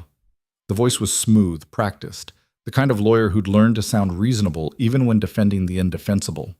I was hoping we could have a conversation. About what? About your involvement in my client's current legal troubles. I understand you've been instrumental in building the case against him. Ethan leaned back in his chair. I didn't build anything. I just tried to help someone who needed it. By hiring a private investigator to surveil my client without his knowledge or consent? By making false reports to police? By harassing a woman who repeatedly asked you to leave her alone? Maya asked me to back off because your client threatened her. That's not the same thing. See, that's where we disagree. Papers rustled on Castellano's end. I have phone records showing Ms. Reed called you, begging you to stop interfering. I have police reports documenting that she denied needing help when officers responded to your wellness check. I have testimony from neighbors who witnessed you lurking outside my client's apartment building on multiple occasions. I wasn't lurking. I was making sure she was safe. That's a matter of perspective, isn't it? From where I'm sitting, you're an obsessed stalker who fixated on a vulnerable woman and used your wealth to invade her privacy. And when she rejected your advances, you manufactured a narrative that painted my client as the villain. Ethan's grip tightened on the phone. Your client put her in the hospital. My client has never been convicted of any crime involving Ms. Reed. In fact, every domestic disturbance call to their residence was dismissed because Miss Reed herself said there was no problem. Until you came along. What do you want, Castellano? I want you to understand something, Mr. Cole. You've inserted yourself into a complicated relationship you don't understand. Derek Shaw is a good man going through a difficult time. He lost his job, he's struggling with depression, and yes, he and Miss Reed have had their problems. But what you've done, the surveillance, the interference, the manipulation of a vulnerable woman, that crosses lines, legal lines. Are you threatening to sue me? I'm informing you that we're exploring all options, including a civil suit for harassment, defamation, and emotional distress. But I'm also offering you a way out. Here it comes, Ethan thought. Ms. Reed is scheduled to testify at my client's hearing next week. If she were to reconsider that decision, if she were to remember that this whole situation has been blown out of proportion by outside interference, well, that would change things considerably. You want me to convince her not to testify. I want you to stop manipulating her. Let her make her own choices without your influence. She is making her own choice. She wants to testify. Does she? Or does she feel obligated because you've spent weeks telling her she's a victim who needs saving? Castellano's voice hardened. Think about it, Mr. Cole. You've already cost her her home, her relationship, her sense of stability. Are you really going to drag her through a trial that will traumatize her further, just to satisfy your own savior complex? This conversation is over. One more thing. Derek Shaw has friends. People who care about him, who know he's not the monster you've made him out to be. Some of those friends are very interested in meeting the man who's destroying his life. I'd hate for any misunderstandings to occur. The threat was barely veiled. If Derek or any of his friends come near me, I'll have them arrested. Oh, I'm not talking about Derek. He's far too smart to violate his bail conditions. I'm just saying, Newark can be a dangerous place. Accidents happen. It would be unfortunate if your crusade put you in harm's way. Castellano hung up. Ethan sat there, anger and unease warring in his chest. The call had been a fishing expedition, testing whether he could be intimidated or bought. But underneath the legal posturing, there'd been a real threat. Derek had friends. Those friends knew who Ethan was. He forwarded the call details to Jennifer Park with a brief message. Derek's lawyer just threatened me. Thought you should know. Her response came back in under a minute. Jennifer, recorded? Ethan, no. Jennifer, then it's, he said, she said. But I'll note it in the file. Watch your back. Great. Perfect. Just what he needed. Rachel appeared in his doorway an hour later, arms crossed. We need to talk. About? About the fact that our insurance carrier just got a letter from Robert Castellano threatening a harassment lawsuit against you personally and the company by extension. Ethan closed his laptop. It's bullshit. He's trying to scare me into backing off. Is it working? No. Should it be? Rachel came in, shut the door, sat down. Because Ethan, this has already cost us one major investment. If it costs us our insurance coverage too, we're in serious trouble. He won't actually file. It's a bluff. You don't know that, and even if it is, the threat alone is enough to spook our investors. I've already had 3 phone calls this morning asking about our legal exposure from principal misconduct. She rubbed her temples. Tell me this is almost over. The hearing's next week. After that, Derek either takes a plea or goes to trial. Either way, my part in this is done. And if he doesn't take a plea? If this drags on for months? Then it drags on. But I'm not going to let him intimidate me into abandoning Maya. Rachel studied him for a long moment. You know this isn't actually about Maya anymore, right? This is about you proving something to yourself, about redemption or guilt or whatever psychological knot you've tied yourself into. Maybe, but that doesn't make it wrong. It does if it destroys everything you've built, everything we've built together. Her voice softened. I care about you, Ethan, as a partner and as a friend. But I also have a responsibility to this company and everyone who depends on it. So I'm asking you, as someone who's been with you since the beginning, is this really worth it? Ethan thought about Maya's face in that conference room, the bruises that had faded, the strength it must have taken to agree to testify, the reality that if he backed down now, Derek might walk free to hurt someone else. Yeah, he said. It is. Rachel stood, headed for the door. Then I hope you're right, because if you're wrong, we're all going to pay for it. That night, Ethan couldn't sleep. He lay in bed staring at shadows on the ceiling, thinking about Castellano's words. Derek Shaw has friends. Newark can be a dangerous place. It was probably nothing. Legal intimidation, empty threats. Castellano was doing his job, defending his client by any means necessary, but probably wasn't the same as definitely. At 2 a.m, Ethan got up, made coffee, and did what he should have done weeks ago. He called a security company. By Friday, his apartment had a new alarm system, his car had a dash cam, and he'd hired a security consultant to assess his vulnerability. The consultant, a former cop named Mike Torres, had been blunt. You've made yourself a target. Home address is public record, your office location is on your website, your daily routine is predictable. If someone wanted to get to you, they could. What do you recommend?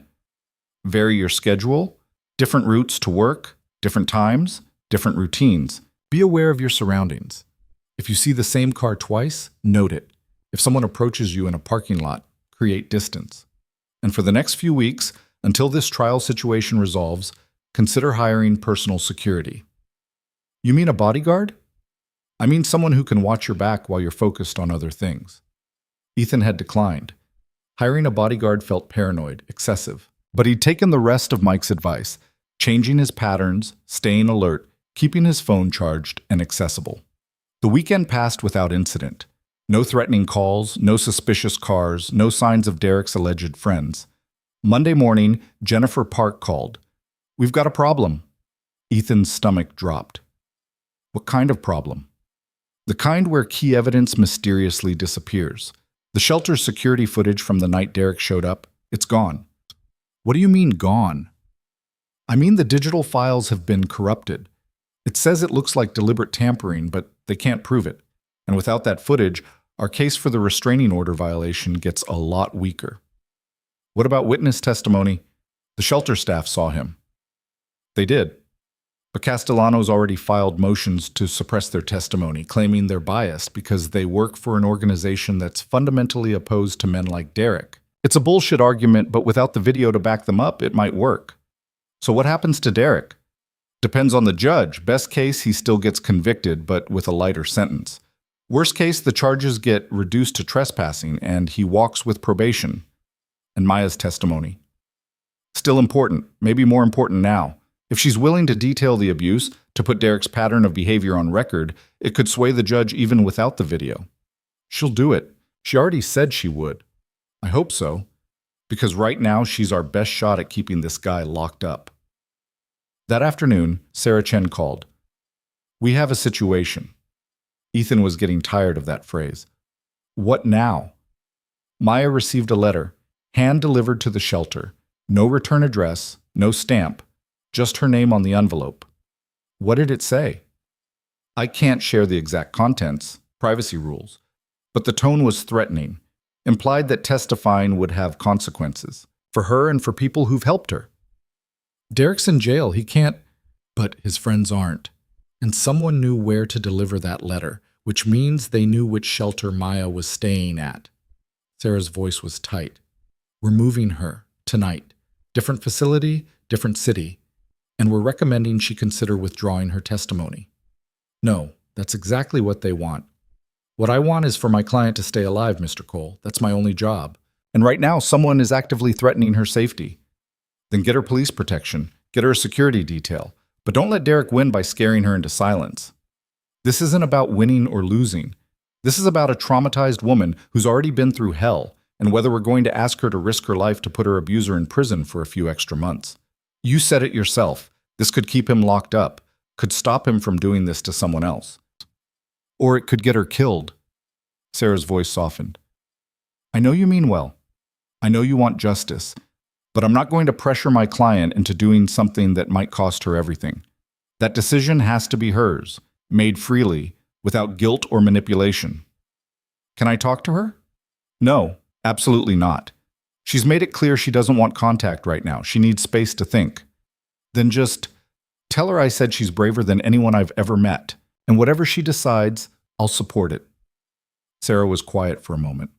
I'll tell her. Tuesday morning, Ethan was leaving his apartment building when a man stepped out of a parked SUV. Ethan Cole? Ethan's hand went to his phone, ready to dial 911. Who's asking? The man raised his hands in a placating gesture. He was big, 6'3", easily 220, with the build of someone who'd played football in college and kept up the gym habit. Relax. I'm not here to start trouble. Just wanted to talk. About what?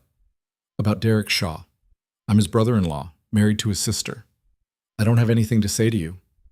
Just 5 minutes, please. Something in his tone made Ethan pause. Not threatening, just tired. Talk, Ethan said, keeping his distance. The man, he introduced himself as Kevin Matthews, leaned against his SUV. Look, I know what you think about Derek, and I'm not here to tell you you're wrong. He's got problems. Anger issues, control issues, all of it. I've seen it firsthand. Then why are you here? Because he's also my family, and his sister, my wife. She's falling apart watching this all go down. She's convinced that if Derek goes to prison, he'll come out worse, more violent, more broken. Maybe he should have thought about that before he beat up his girlfriend. You're right, he should have. But that doesn't change the reality that prison isn't going to fix him. It's just going to warehouse him for a few months, then spit him back out angrier than before. Kevin rubbed his face. I'm not asking you to drop the charges. I'm just asking, is there any way to resolve this that doesn't destroy everyone involved? Derek destroyed his own life when he decided to use Maya as a punching bag. I know, and he needs to face consequences. But does it have to be this? A trial? Public testimony? His name in the papers? Can't there be some kind of plea deal where he gets treatment instead of jail time? That's between Derek, his lawyer, and the prosecutor. I don't have any say in it. But Maya does. And from what I understand, you have influence with her. I don't. And even if I did, I wouldn't use it to help Derek avoid consequences. Kevin pushed off from his SUV, and Ethan tensed. But the big man just looked defeated. I figured, worth a shot anyway. He pulled out a business card, offered it to Ethan. If you change your mind, or if there's ever anything I can do to make this right, call me. I'm not trying to protect Derek. I'm just trying to protect my family from the fallout. Ethan took the card without looking at it. Your family will be fine. It's Maya you should be worried about. Yeah, you're probably right about that too. Kevin got back in his SUV and drove away, leaving Ethan standing on the sidewalk wondering if that conversation had been genuine or just another manipulation tactic. Wednesday afternoon, Jennifer Park called with news. Derek's taking a plea. Relief hit Ethan like a wave. What's the deal? 18 months, suspended to probation, mandatory anger management and domestic violence counseling, 5-year restraining order. And if he violates any terms, the full sentence kicks in. Well, that's it? 18 months suspended? It's better than nothing. And it means Maya doesn't have to testify, doesn't have to relive her trauma in open court. It also means Derek walks free. For now. But if he screws up even once in the next 5 years, he goes straight to jail. And the restraining order is ironclad. If he comes within 500 feet of Maya, he's arrested on the spot. Ethan wanted to argue, wanted to demand real justice, actual consequences. But the truth was, this was probably the best they were going to get. Most domestic violence cases ended with plea deals or dismissals. At least this way, Derek had restrictions, requirements, oversight. Does Maya know? Sarah's telling her now. Figured she'd want to hear it from someone she trusts. How do you think she'll take it? Honestly, I think she'll be relieved. The idea of testifying was weighing on her heavily. This gives her closure without the trauma. Maybe. Or maybe it would feel like Derek got away with it. Like all her suffering added up to mandatory counseling and a piece of paper saying he had to stay away. What happens now? Ethan asked. Now we move on. Derek signs the plea agreement Friday, gets released on probation, and starts his counseling. Maya continues with her housing assistance and support services. And you... Jennifer paused. You get to go back to your normal life and stop playing vigilante. I was never playing vigilante. Right.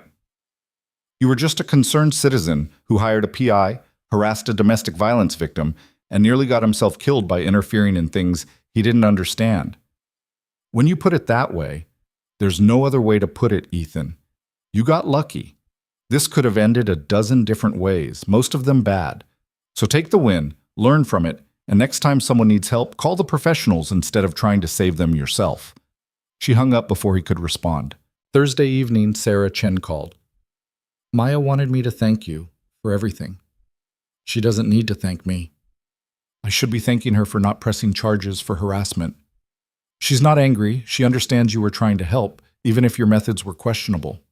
Sarah paused. She also wanted you to know that she's doing okay. She got accepted into a job training program, found a small apartment she can afford, and she's starting therapy next week. That's good. That's really good. It is. And she wanted me to tell you one more thing. What's that? That she forgives you for all of it. The surveillance, the interference, the ways you made things harder. She said to tell you that forgiveness doesn't mean what you did was right, but it means she's choosing not to carry anger about it. The words hit harder than Ethan expected. Tell her. He stopped, not sure what he wanted to say. Thank you felt inadequate. I'm sorry felt insufficient. Tell her I'm glad she's safe, and I hope she builds an amazing life. I will. And Sarah, thank you for putting up with me, for protecting her, for doing this impossible job. It's not impossible, it's just hard, but worth it. She softened. You did help, Ethan, in your own messy, complicated way. Maya might not have left without you pushing, so thank you too. Friday morning, Derek Shaw signed his plea agreement and walked out of the courthouse a free man. Ethan watched from across the street, standing next to his car, feeling nothing. No satisfaction, no rage, just a dull acknowledgement that this chapter was closing. Derek looked smaller somehow, less threatening. Just a middle-aged man in a cheap suit, flanked by his lawyer and his brother-in-law, facing reporters who shouted questions he ignored.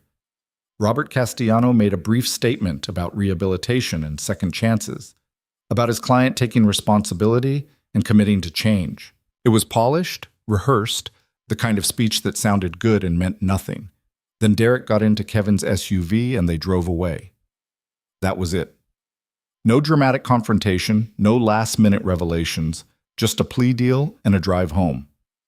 Ethan got in his car and went back to work. The following week passed quietly. No more threatening calls, no more late-night emergencies, no more surveillance or crisis management. Just normal business, meetings, investments, strategy sessions with Rachel. It felt strange.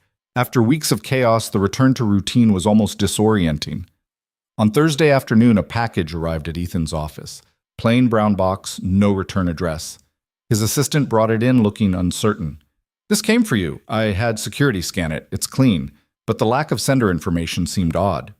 Ethan opened it carefully. Inside was a small wooden box, handmade, simple, but well-crafted, and a note in handwriting he didn't recognize.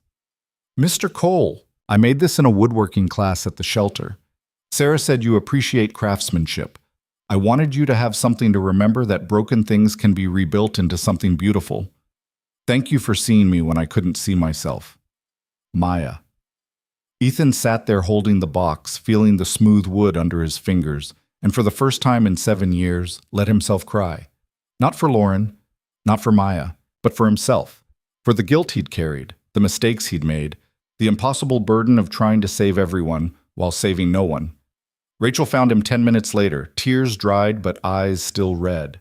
She didn't ask what happened, just sat down across from him and waited. I'm okay, Ethan said finally. Are you? Getting there, she nodded. Good. Because we have a business to run, and I can't do it alone. I know. And Ethan, whatever happened these past few weeks, you're allowed to be human. You're allowed to make mistakes and feel things and care too much about people you barely know. Just maybe next time, talk to someone before you spiral into obsessive stalker territory. Noted. She stood to leave, paused at the door. The box is beautiful, by the way. What are you going to keep in it? Ethan looked at the wooden box, turned it over in his hands. Reminders, he said, of what matters and what doesn't. 2 weeks later, Ethan was having lunch with Rachel when his phone buzzed. Text from an unknown number. Unknown. This is Maya. Sarah gave me your number. Hope that's okay. Ethan. Of course. How are you? Unknown. Good. Great, actually. Sardi. Started my new job this week, receptionist at a dental office. Not glamorous, but it's mine. Ethan, that's wonderful. Congratulations. Unknown, thank you for everything. I know we already said this, but I wanted to say it again now that I have some distance. You saved my life, even when I didn't want you to. Ethan, you saved your own life. I just gave you a phone number. Unknown, you gave me more than that. You gave me proof that someone cared enough to fight for me, even when I was fighting against you. Ethan, how's Derek? Unknown, don't know, don't care. The restraining order's in place, I changed my phone number, and I'm rebuilding my life without him in it. That's all that matters. Ethan, good. Unknown, Sarah said you had a hard time with all this, that it brought up old stuff. Ethan, yeah, but I'm working through it. Unknown, good. You deserve peace too. They texted back and forth for a few more minutes. Small talk, updates, the comfortable conversation of two people who'd been through something terrible together and come out the other side. When they said goodbye, Ethan set down his phone and looked at Rachel. That was Maya. How's she doing? Good, she's doing good. And you? Ethan thought about it. Thought about Lauren's funeral and the guilt he'd carried. Thought about Maya's bruises and his obsessive need to fix them.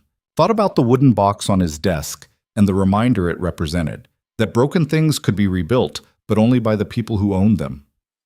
I'm doing good too, he said. And for the first time in 7 years, he actually meant it. 3 months passed like water through fingers, quick, inevitable, leaving marks Ethan didn't expect. The wooden box sat on his desk, a constant presence he'd stopped noticing consciously, but felt anyway. Some days he'd catch himself touching it, running his thumb along the smooth grain, remembering. Other days it was just another object in a room full of them, easy to overlook until it wasn't. Business returned to normal, which meant controlled chaos. Rachel had secured 2 new investments to replace the Brennan deal, and their portfolio was actually stronger for it. The threatened lawsuit from Castellano never materialized.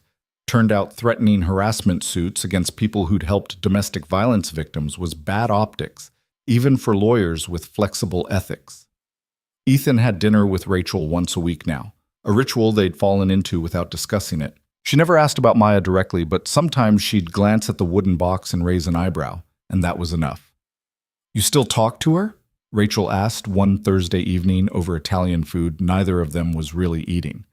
Occasionally, text messages mostly. She updates me on her job, I ask how she's doing. It's casual. Good. Casual is good. Rachel twirled pasta on her fork without lifting it. You seem different lately. Lighter, maybe? I feel different. Therapy? Ethan nodded. He'd started seeing someone 6 weeks ago. A no-nonsense woman in her 60s who called him on his shit and didn't let him hide behind business speak or deflection. They'd spent 3 sessions just unpacking Lauren before even getting to Maya. It's helping, he said. Good. Keep going. Rachel finally ate her pasta. Because I need you functional. We have a meeting next week with a startup that could be huge, and I need the old Ethan. A sharp, focused, not distracted by his savior complex. I don't have a savior complex. You absolutely do. But at least now you're managing it. They finished dinner talking about business, about normal things, and when Ethan drove home that night, he realized he'd gone the whole meal without thinking about Derek Shaw once. Progress, his therapist would say. He'd take it. The call came on a Tuesday morning in late September. Ethan was in his office reviewing quarterly projections when Jennifer Park's name appeared on his screen.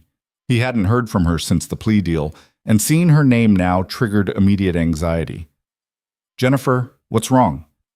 Maybe nothing, but I wanted to give you a heads up. Papers rustled on her end. Derek Shaw violated his probation. Ethan's stomach dropped. How? Failed a drug test. Cocaine. Tested positive twice, 3 weeks apart. His probation officer filed a violation report yesterday. What does that mean for him?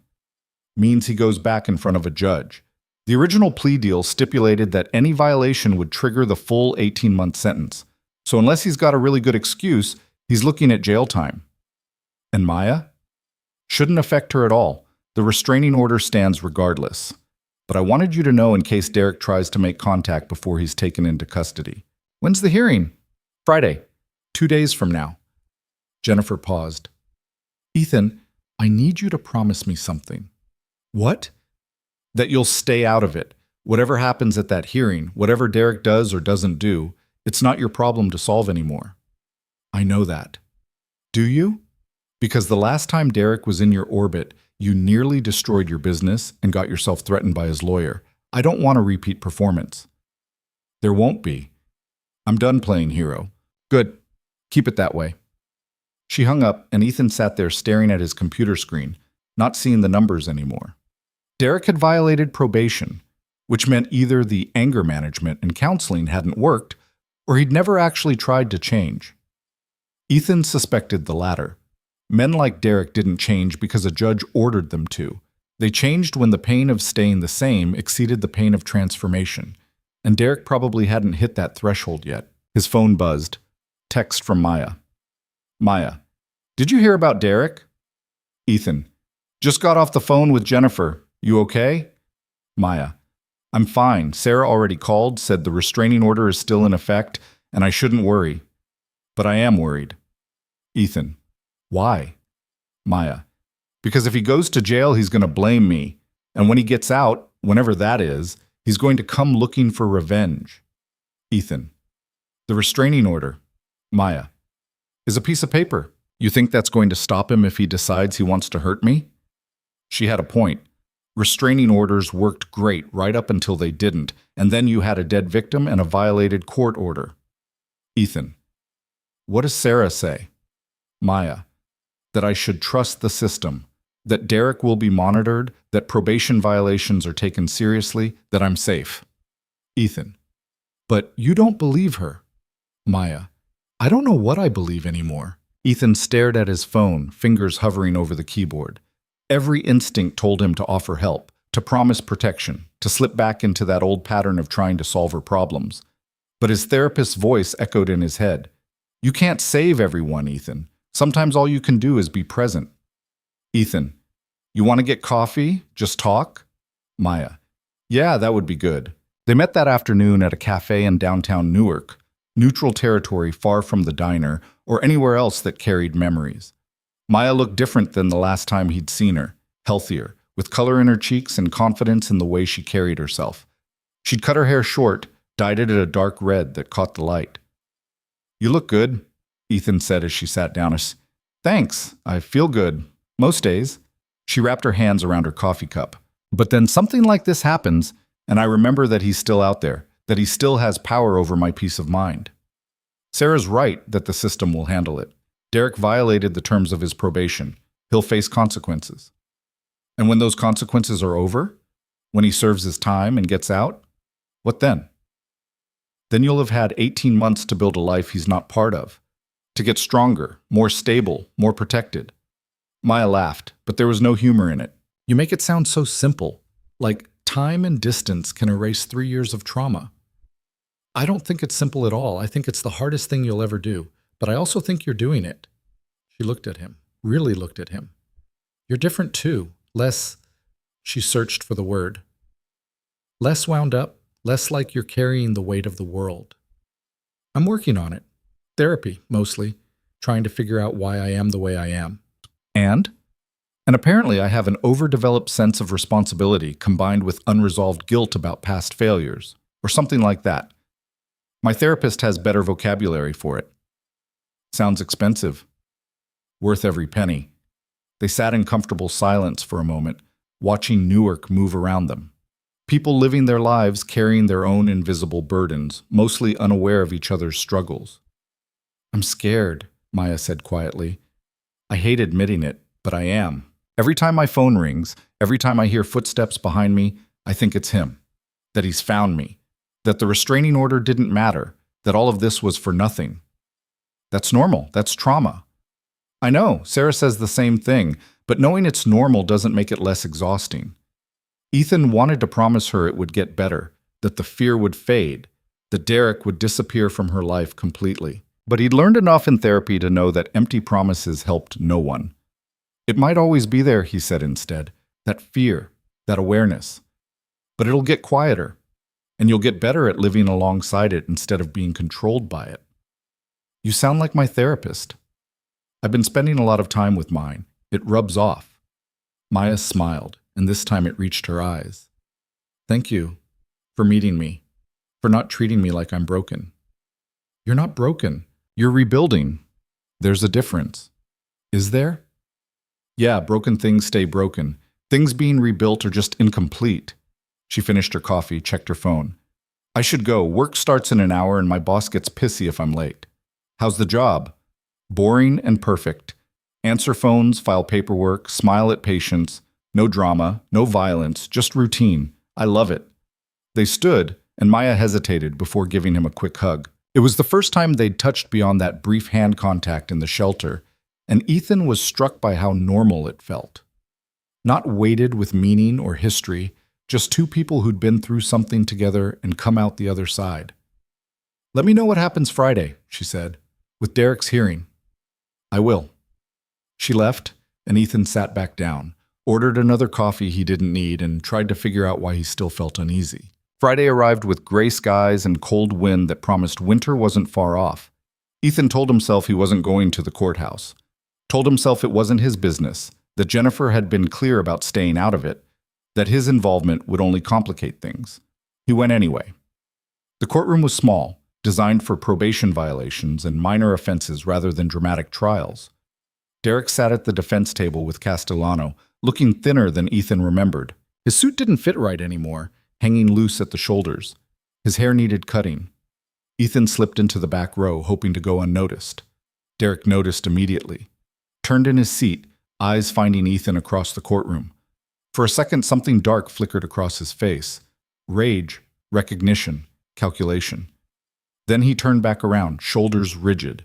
Castellano leaned over, whispered something. Derek shook his head. The judge entered, a severe woman in her 50s who looked like she'd heard every excuse and believed none of them. She reviewed the file quickly, then addressed Derek. Mr. Shaw, you're here for a violation of probation stemming from 2 positive drug tests for cocaine. How do you plead? Derek stood. No contest, Your Honor. Your attorney wants to speak on your behalf? Castellano rose smoothly. Your Honor, my client takes full responsibility for his lapse in judgment. He's been under enormous stress, loss of employment, dissolution of a long-term relationship, financial hardship. He made a mistake, but he's committed to his recovery and rehabilitation. The judge looked unimpressed. Mr. Shaw, you were given an opportunity to avoid jail time through probation. You agreed to specific conditions, including random drug testing. You violated those conditions. Twice. What makes you think you deserve another chance? Derek cleared his throat. I don't, Your Honor. I screwed up. But I'm asking anyway because I can't afford to lose my job. Can't afford to lose everything because of a couple bad decisions. You should have thought about that before using cocaine. I know, you're right. Derek's voice cracked slightly. I'm trying to get better.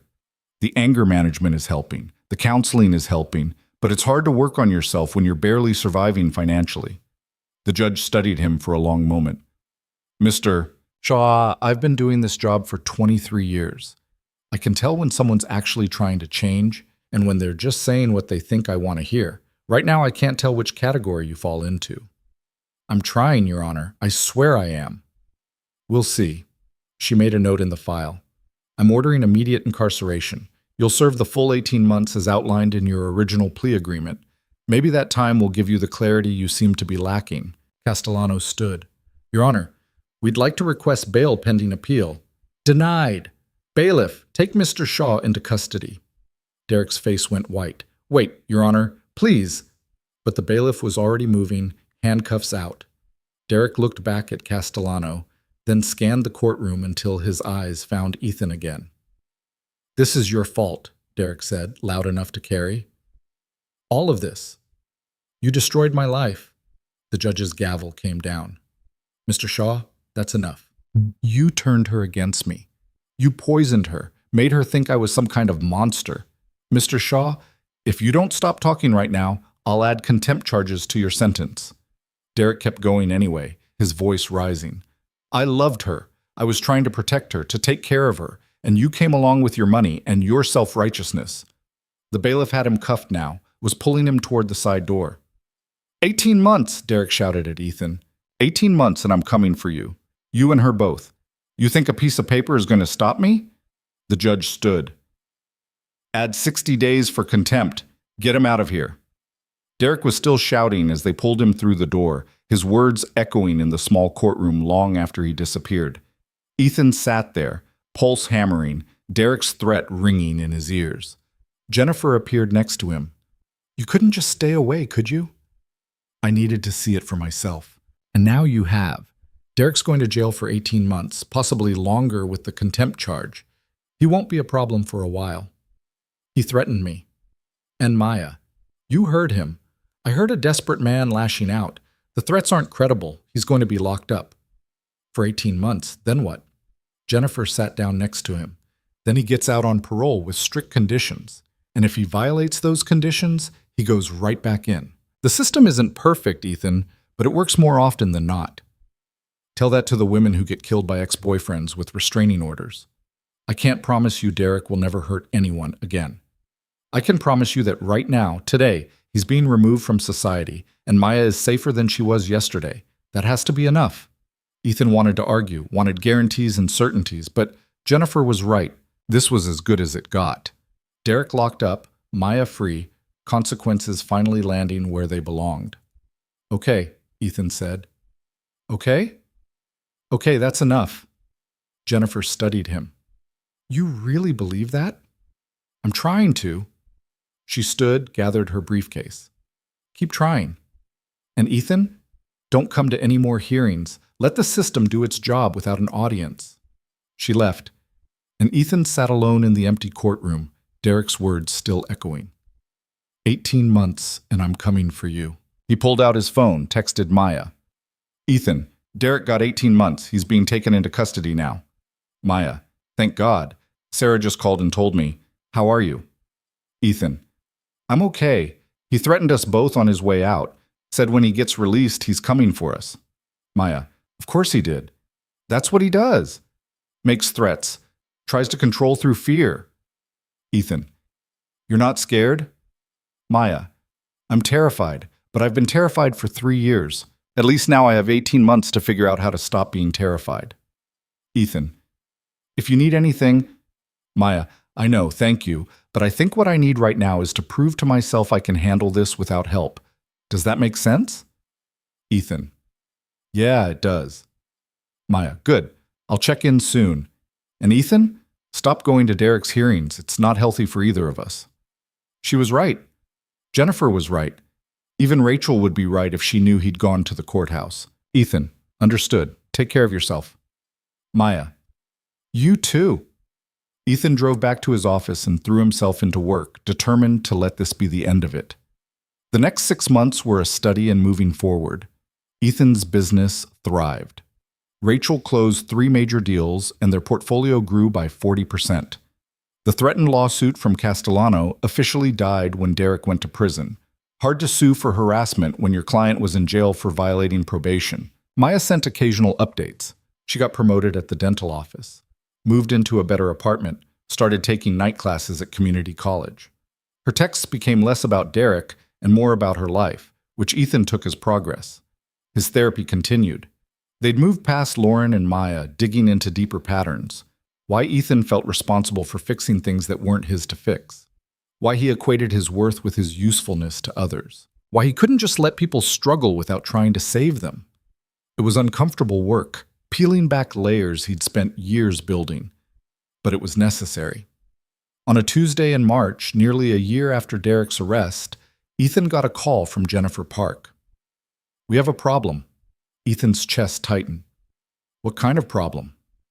Derek Shaw is getting out early. Good behavior, overcrowding, some bureaucratic nonsense about nonviolent offenders. He's being released next month. He threatened us in open court. That's not good behavior. The contempt charge got him 60 days, which he served. The rest of his sentence is being commuted. I'm sorry, Ethan. The system's broken sometimes. Does Maya know? I'm calling her next, but I wanted to give you a heads up first. The restraining order is still in effect, and Derek's parole conditions are strict. But he's going to be out there, free, with nothing stopping him from coming after us except a piece of paper and his own self-control. which is better than nothing. Ethan wasn't sure he agreed, but arguing wouldn't change anything. He called Maya immediately after Jennifer hung up. I already know, Maya said before he could speak. Sarah just told me. Derek's getting out in 4 weeks. How are you? Honestly, I don't know yet. Part of me knew this was coming. He wasn't going to stay locked up forever, but I thought I'd have more time. You want to leave town? I can help you relocate, start over somewhere he'd never find you. And spend the rest of my life running, looking over my shoulder, wondering if today's the day he tracks me down. Maya's voice was steady. No, I'm done running. I'm done letting him control my life. Maya, I know what you're going to say. That it's dangerous, that I'm being stubborn, that Derek's not going to just let this go. And you're right about all of it, but I can't keep living in fear. At some point, I have to stand my ground. Standing your ground doesn't help if you're dead. Maybe not, but at least I'll die on my feet instead of on my knees. The words landed like ice water. Don't talk like that, Ethan said. Why not? It's the truth. Derek might kill me. He might not. But I'm not going to give up the life I've built because of what he might do. I'm just not. Ethan wanted to argue, to convince her to be reasonable, to accept help, but he recognized the tone in her voice. She'd made her decision, and nothing he said would change it. Okay, he said finally, but at least let me help you be prepared. Security system for your apartment, self-defense classes, whatever you need to feel safer. I already have a security system, and I've been taking Krav Maga for 6 months. Good. That's good. Ethan paused. Just promise me you'll be careful, that you won't take unnecessary risks. I promise. And Ethan, thank you for caring, but you need to let me handle this my own way. I'm trying. Try harder. She hung up, and Ethan sat there feeling helpless and frustrated and also weirdly proud. Maya had gone from a terrified woman hiding bruises to someone willing to stand her ground against her abuser. That took strength most people didn't have. He just hoped that strength would be enough. Derek Shaw was released from county lockup on April 15th, 3 weeks earlier than projected. Ethan found out from a news alert he'd set up months ago, back when Derek's case was still making local headlines. He forwarded the alert to Maya, got back a simple thumbs up. No panic, no fear, just acknowledgement. 2 days later, Sarah Chen called. Maya's missing. Ethan's world tilted. What do you mean, missing? She didn't show up for work yesterday, didn't answer her phone. I went by her apartment. Door was locked, no signs of forced entry, but she's not there. Her car's still in the lot, her purse is on the kitchen counter. It's like she just vanished. Have you called the police? They filed a report but said there's no evidence of foul play. An adult has the right to disappear if they want to. They won't start investigating unless there's proof of violence or coercion. Derek. It has to be Derek. I thought so too, but his parole officer confirmed he's been at his sister's house since his release. Electronic monitoring, regular check-ins, the whole thing. He hasn't left except for work and court-ordered counseling. Then where the hell is she? I don't know. That's why I'm calling. Do you have any idea where she might go? Anywhere she mentioned feeling safe, anyone she might turn to? Ethan's mind raced through conversations, texts, any detail Maya might have shared. But their relationship had been built on crisis, not intimacy. He didn't know her favorite places, her friends, her routines beyond what Sarah had shared. Nothing, he said. I don't know where she'd go. Okay. Well, if you hear from her, call me immediately. I'm worried. Ethan spent the next 3 hours calling everyone he could think of. Jennifer Park, who hadn't heard from Maya. Eddie at the diner, who said Maya hadn't been back since she left Derek. Even Marcus, the PI, who'd long since moved on to other cases. Nothing. No one had seen her, heard from her, knew anything. At 8 p.m., Ethan's phone rang. Unknown number. Hello? It's me. Maya's voice, quiet but steady. Relief crashed through him. Where are you? Sarah's been looking for you. The police filed a report. I know. I'm sorry. I should have told someone, but I needed to disappear for a few days. Why? What happened? Derek happened. Not directly. He hasn't violated the restraining order, hasn't come near me. But I saw him at the grocery store. He was in the checkout line and he looked right at me, smiled, like he knew exactly what he was doing. Did he say anything? Didn't have to, The smile said everything, that he knows where I live, where I work, where I shop, that the restraining order is just paper, that he can get to me whenever he wants. So you ran. I strategically relocated. A bitter laugh. I'm at a motel 2 towns over, trying to figure out my next move. I can't go back to my apartment. It doesn't feel safe anymore. Can't keep my job if I'm too terrified to leave the house. Can't build a life when I'm constantly looking over my shoulder. Come stay with me, Ethan said without thinking. My apartment building has security, doormen, cameras everywhere. You'd be safe while you figure things out. Ethan, just temporarily. A week, maybe 2, until we can find you a better long-term solution. That's exactly what I was trying to avoid. Depending on someone else, letting my problems become their problems. You're not a problem. You're someone who needs help. There's a difference. Maya was quiet for a long moment. Okay, but just for a week, and I'm paying rent. You don't have to… Yes, I do. I need to contribute, need to feel like I'm not charity, please. Okay, text me the motel address. I'll come get you. He picked her up an hour later from a cheap motel off Route 21, the kind of place that rented rooms by the hour and didn't ask questions. Maya had one small suitcase and a backpack. Everything she owned that mattered condensed into 2 bags. She climbed into his car looking exhausted, defeated in ways the bruises from Derek had never quite managed. Thank you, she said. Don't thank me yet. My apartment's nice, but I'm a terrible roommate. I work late. I'm obsessive about coffee. And I talk to myself when I'm thinking through problems. I can live with that. They drove through Newark in comfortable silence, and Ethan realized this was what Maya needed. Not saving, not rescuing, just someone willing to offer shelter while she found her footing. His apartment occupied the top floor of a converted warehouse in the Ironbound, all exposed brick and floor-to-ceiling windows. Security required a key card for the elevator and another for his floor. The doorman, a retired cop named Frank, nodded to them as they entered. Guest? Frank asked. My friend Maya. She'll be staying for a bit. Can you add her to the approved list? No problem. I'll need ID for the system. Maya handed over her driver's license, and Frank copied down the information efficiently. In the elevator, Maya leaned against the wall. This is really nice of you. It's what decent people do. Most people aren't decent. Then I guess we found each other at the right time. The apartment was sparse but comfortable. Minimalist furniture, carefully chosen art, the living space of someone who had money but no interest in showing it off. Maya stood in the middle of the living room, taking it in. Guest room's down that hall, Ethan said, pointing. Bathrooms attached. Help yourself to anything in the kitchen. And if Derek somehow gets past building security, Frank will call the cops before he makes it to the elevator. You really think I'm safe here? Safer than a motel off Route 21. She smiled, genuinely this time. Fair point. Maya settled into the guest room and Ethan gave her space, retreating to his home office to catch up on work he'd been neglecting. Around 11, he heard the shower running, then silence. The week passed quietly. Maya was a considerate house guest, cleaning up after herself, staying out of his way, occasionally making coffee that was actually better than his own. She spent her days job hunting online and attending virtual therapy sessions Sarah had set up. Ethan found himself enjoying the company. His apartment had always felt too big, too empty. Having someone else there made it feel less like a showpiece and more like a home.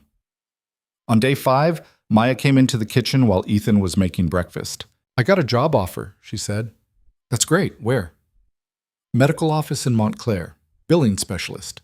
Better pay than my last job, better hours, and it's 30 minutes from Derek's last known address. You taking it? I want to, but I'd need to find an apartment in that area, which means moving, which means Derek could track me down again. She poured herself coffee. I'm tired of running, Ethan. I'm so tired. Then stop running. Easy for you to say. You're not the one he's obsessed with. No, but I'm the one he threatened in open court. And I'm not running either. I'm just being smart about it. Ethan flipped an egg. You take the job, you find an apartment with good security, you install cameras and alarms, you vary your routine. You live your life, but you stay aware. That's not running. That's adapting. Maya considered this. Sarah said something similar, that I can't let Derek determine where I live and work just by existing. And Sarah's smart. She is. Maya took a sip of coffee. Okay, I'll take the job and I'll find an apartment, but I'm going to need help. I know a good real estate agent, and I'm happy to co-sign a lease if that helps. You've already done too much. Let me decide what's too much. She smiled. You're stubborn. So are you. We match. 3 weeks later, Maya moved into a 2-bedroom apartment in Montclair with security cameras, a doorman, and neighbors who'd been vetted by Mike Torres, Ethan's security consultant. Her new job was demanding but rewarding, and she settled into a routine that didn't include fear as a constant companion. Derek stayed away. His parole officer reported that he was attending his counseling sessions, maintaining employment, and following all conditions of his release. The restraining order remained in effect, and as far as anyone could tell, he was abiding by it. Ethan wanted to believe that meant Derek had moved on, had found whatever redemption was possible for someone like him. But he knew better. Abusers didn't change because a judge ordered them to. They changed when the cost of their behavior exceeded the benefit. And for Derek, the cost hadn't been high enough. The call came on a Tuesday in June, 14 months after Derek's arrest, 6 months after his release. Jennifer Park, her voice tight with urgency. Derek's dead. Ethan's hand tightened on the phone. What? Car accident. He ran a red light, got T-boned by a delivery truck, died at the scene. When? Last night. His sister ID'd the body this morning. I wanted to tell you before you heard it on the news.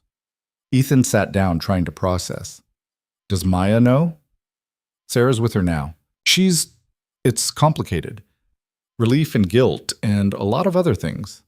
Yeah, I bet. Ethan, this is over now. Really over.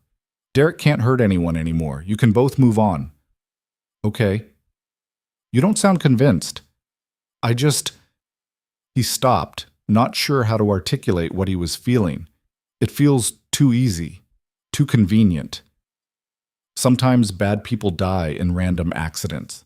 That's not cosmic justice, it's just statistics. I know, you're right. Good. Now go live your life and stop looking for problems that don't exist anymore. She hung up, and Ethan sat there in his office, staring at nothing. Derek was dead. The threat was over. Maya was safe. It should have felt like victory. Instead, it felt like something left unfinished.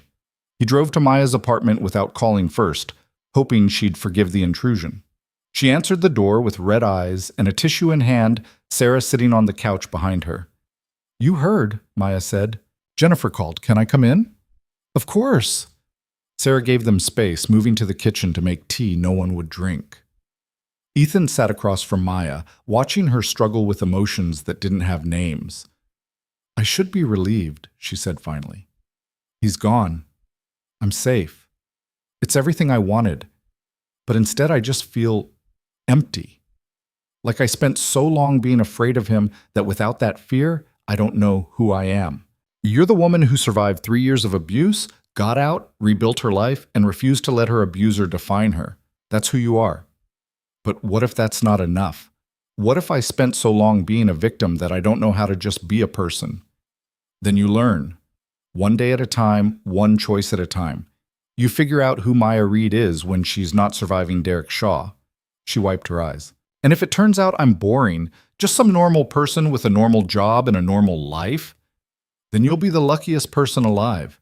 Because boring and normal is what most people would kill for. Maya laughed through her tears. When did you get so wise?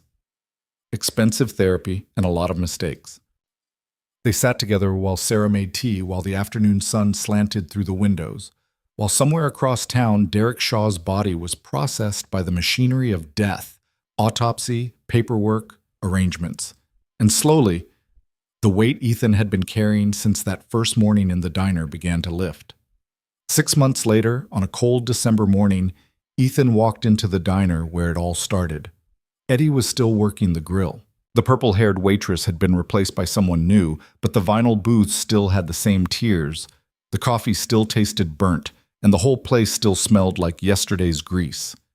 Ethan took his usual booth and waited. Maya arrived 10 minutes later, wearing a coat she'd bought with her first real paycheck and carrying confidence like it belonged to her. She slid into the seat across from him, ordered coffee from a waitress who didn't recognize either of them. I can't believe you actually still come here, Maya said. The eggs are good. The eggs are terrible. You come here because you're sentimental. Maybe. They ordered breakfast and fell into easy conversation. Her job, his business, the normal rhythms of people who'd been through hell together and somehow made it out intact.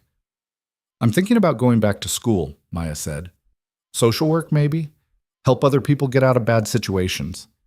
You'd be good at that. I don't know.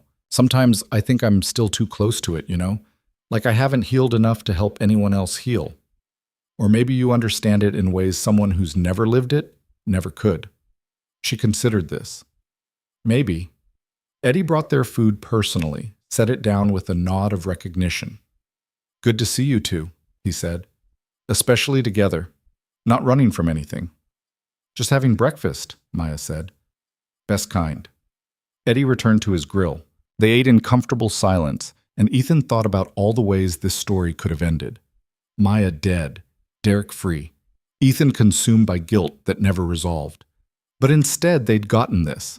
An ordinary breakfast in an ordinary diner, two people who'd survived and were learning to do more than survive.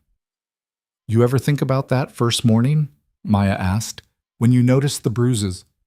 Sometimes. You ever regret getting involved? Ethan thought about the surveillance, the confrontations, the mistakes, about the cost to his business, his peace of mind, his certainty that he knew what he was doing, about Lauren's funeral and the guilt that had driven him to places he shouldn't have gone. No, he said honestly. I regret how I did it, but not that I did it. Good. Because for what it's worth, I'm glad you're stubborn and obsessive and incapable of minding your own business. That might be the nicest thing anyone's ever said to me. They finished breakfast, split the check despite Ethan's protests, and walked out into cold December air that felt clean and new. Same time next month? Maya asked. I'll be here. She hugged him, quick and genuine, then walked to her car and drove away, toward her job, her apartment, her life that belonged entirely to her. Ethan stood there for a moment, watching Newark wake up around him, the city where he'd built his business, where he'd failed and succeeded and learned to tell the difference, where he'd tried to save someone and learned that salvation was something people had to choose for themselves, where he'd finally, impossibly, started to forgive himself. He got in his car, placed the wooden box Maya had made on the passenger seat where he could see it, and drove toward whatever came next. The past was closed, the ending was theirs, and for the first time in 7 years, that was enough.